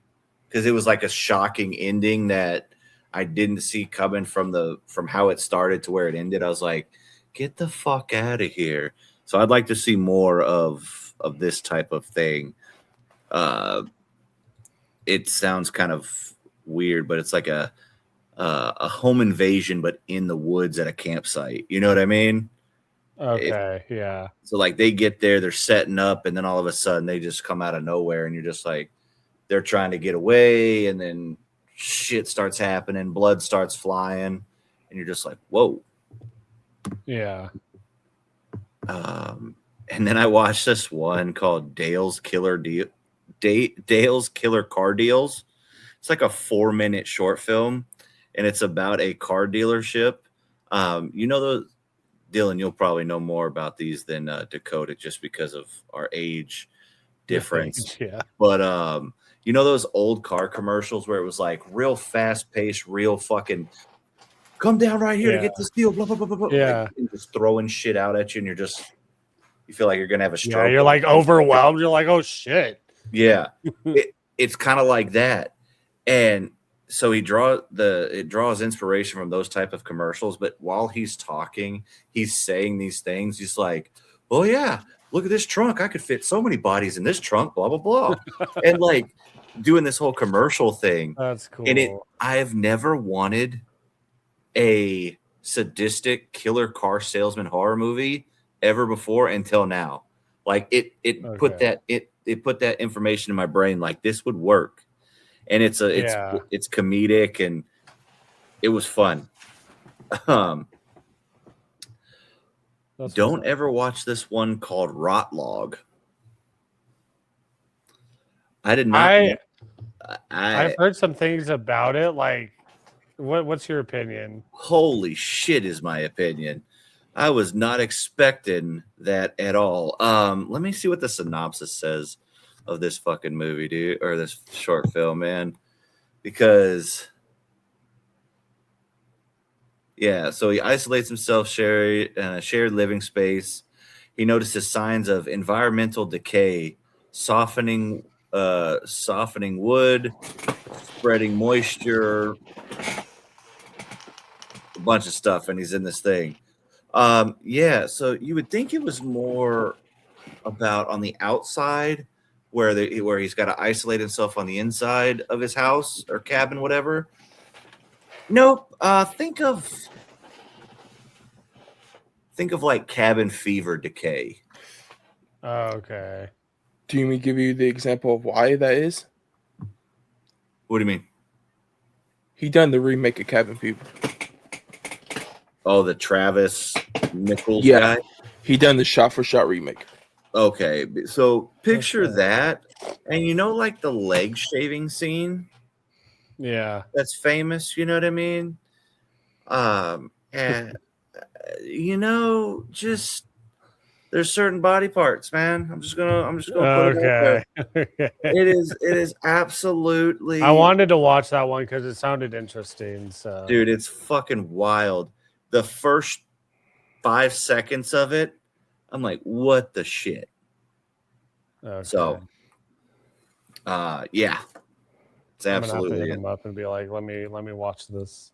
Yeah, dude, it's fucking insane. Because, and then I have another one that's an analog horror, but I haven't watched it yet.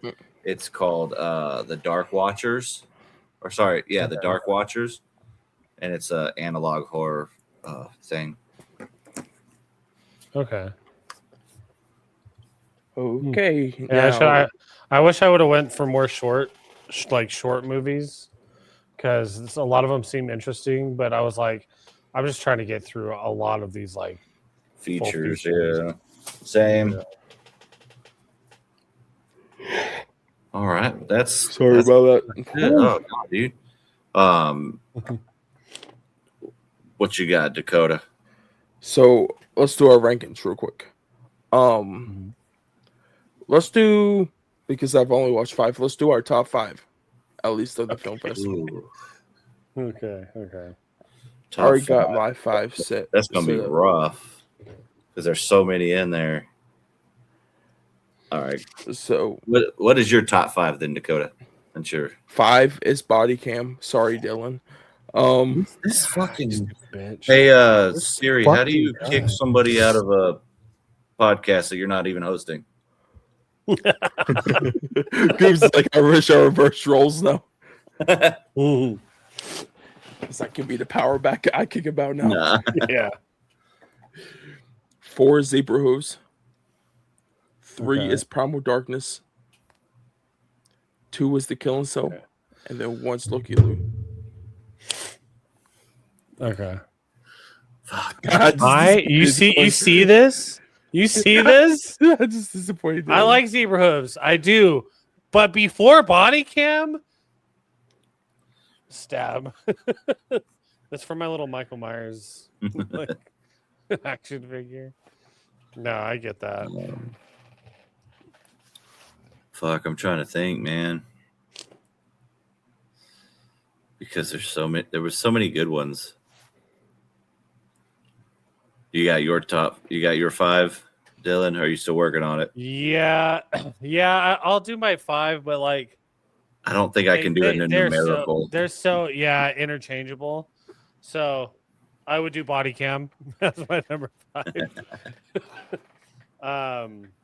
I would do. Oh God, dude. Oh God, it's so hard to like. I'd probably do. Fuck, dude, it's so hard. I'm just gonna say my favorite. So it'd be Killing Cell. Killing Cell is gonna be number 1 for me. Like, that's just it's so fucking good. Yeah. I think Primal Darkness is my number 2. Frogman Returns is my number 3. Infirmary, and then Body Cam. I think that would be my top 5. But those could be interchanged pretty easily. Yeah. Because they're all so good. They're such good movies. Yeah. For Loki Lou, Killing Cell could be my number 1, but Loki Lou, that ending was what pushed it up. I'm like, fuck, they went there, and because you kind of had the thought of it, and when they went full steam ahead, I'm like, oh, they pulled the trigger, and oh, hell yeah. Yeah. It was crazy. But I liked all the other ones a little bit more. What about you, Goobs? What's your top 5? You, Goobs? Man. It's rough, huh, dude? Yeah, there's a lot. So I'm going to go with... I'm going to cheat just because I can. Because technically I saw Killing Cell from a different festival. So, but it's up there. No, let's go... Oh man, I'm not gonna do it in numerical order just because I can't fucking put them in numerical order. That's the hardest part. But Frogman Returns, Content,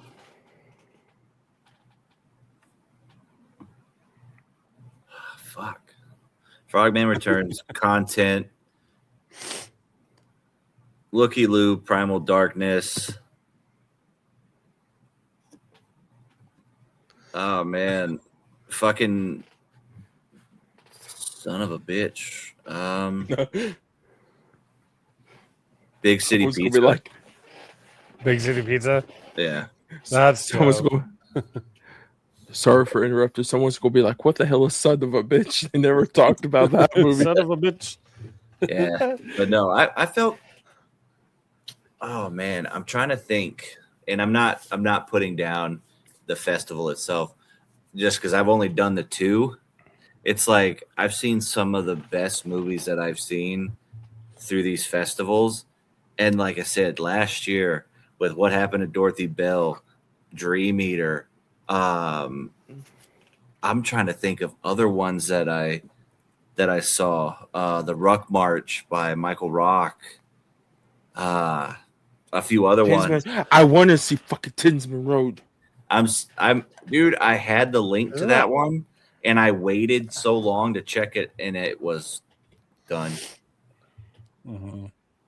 But yeah, this movie was this festival is just incredible as far as what it gives us. Like they have tons of short films and they have of course tons of feature films and oh damn it, I forgot about Infirmary. Infirmary's in there too. I know. I was like, you didn't say Infirmary. I think I got to take out Big City Pizza and put Infirmary in there. Yeah. Because that one was the scariest movie of the festival for me. Yeah. Yeah, like I think that's why it's so hard to rank them because you had like a pure found footage movie, which in my opinion would be like Primal Darkness. Then you had like a brutal found footage, which is The Killing Cell. Super scary Infirmary, you know, like they all had their like own categories within the festival, which was awesome. Yeah. Then just total batshit with Frogman. You're just like, yeah. You're just like, what the fuck is going on, dude? I was going to ask you too. The slowest, like the slow burn out of all these movies, 5 movies I watched, the one that had the most slow burn to it is Looky Loo. Yeah. I thought you were going to say Body Cam, and I was going to jump through this goddamn screen. No. Body Cam goes pretty quick. Looky Loo, it feels like, and I don't know, it makes it because I think it's kind of slow at the beginning. Like I like the beginning because it's it started off really hard, and then there's like a 30-minute break where like not much happens. Yeah, and like I want to say it drags because it does build up to what the story happens at the end, but it feels like you're like watching like 30 or 40 minutes of the movie, and you're actually watching 10. Yeah, exactly. Yeah. But it's good. They're all so good. And their website is so fucking cool. Have you guys been on the website on like a desktop? I think dude. I wish I could like show you my screen. It shows like it looks like a 90s PC with all the icons and stuff, and you can move them around. Oh hell and, yeah. And Eufy's right there and stuff too. Like I should take a picture for you guys because it's so cool. Wait for Unnamed? Yeah. Oh yeah, I have. Yeah, how it's like a desktop. It's so cool, man. So cool. They did such a good job on it. Yeah, amazing because they had that way last year, and it just amazes me how they how one they set up the film festival, how they marketed the film festival. Because I feel like, especially this year on Facebook, they really pushed the marketing on Facebook for this one. Yeah. Mm-hmm. I don't have Facebook. I probably should get a Facebook, but I just don't have one. Facebook's not bad. But do you guys have anything else about Unnamed Footage Festival? No, not really. Just keep an eye out for release dates. I'm sure when Dakota, Dylan, or myself get information, we'll be fucking letting you know because there's some bangers on there. But no, absolute bangers. Primal Darkness. Watch it after the podcast, April 7th. yeah, That one's. I hope Frogman Returns gets released soon. I hope they all get released really soon because they were all so good. yeah. This is gonna sound crazy, but with how the Killing Cell is, with how brutal and how like, just like I said, just dirty and just raw, I could see a horror section picking it up. Just Yeah. like they did with Dream Eater and shit like that. Because it's brutal, Yeah. it's bloody, it's fucking super good. And I could feel like an Eli Roth Killing Cell kind of thing. I think it'd be awesome just for people to see it on like big theater and stuff like that. Yeah. They deserve it too. They make great stuff, and I can't wait, dude. As soon as it comes out of like physical or something like that, I'm buying it. Yeah. You gonna say something, Dakota? I was going to say, do you think there's two stories that come to mind for me? I don't know if that came out right. I might have slurred my words right there. IFC is one that came up for me in my head. Just the way some of those movies they have, like right now, Faces of Death, it looks brutal. It's going to be brutal. And the Violent Nature was brutal. And another one, which I think they need until especially after what's the new one? Wolf Creek Legacy. Cineverse needs another big theater release that they can market. And if this is not rated, they have pushed 2 movies that are not rated so far, with Silent Night, Deadly Night, and Terrifier 3. I think they could pick up and push this movie. Yeah, I guess they could totally. That would make sense for them to pick it up. I don't feel them going in the fucking like found footage range though. It's still like found footage is still like taboo in like major theaters and stuff. And I mean, Eli Roth has done it with Jimmy and Stiggs. Yeah. He's done it with Dream Eater. He's got them in theaters. They did well as far as like for what they were made for. You know what I mean? Yeah. Like the Jimmy and Stiggs was one of my favorite fucking theater experiences fucking ever. But that was just because I got to watch it with Joe Begas and do a Q&A, and he did a Q&A afterwards. So that's awesome. Yeah. You were influenced a little bit. Just a little bit, but the movie fucking rips too. I did rewatch that this week, actually. Or no, it was last week. It was Monday night. Nice. But I got nothing else. Dakota, you got anything else? Nope, I'm good. All right. Well, as always, we thank you guys for joining us each week. Dylan, we appreciate you dropping by again. It's always a great time. Anytime. And again, all of our socials will be down in the description below. Drop us a like, hit that subscribe button, hit the bell notification, put in the comments section, do you like found footage films? And if you do, what is your favorite found footage film? If you're on Spotify, Apple, hit us a 5-star rating. And we just appreciate you guys again coming every week back to us. We have some upcoming plans for some episodes, so stick around. And just again, thank you as always. And for myself, Dakota, and Dylan, see you next Tuesday. Later, guys. See you next Tuesday.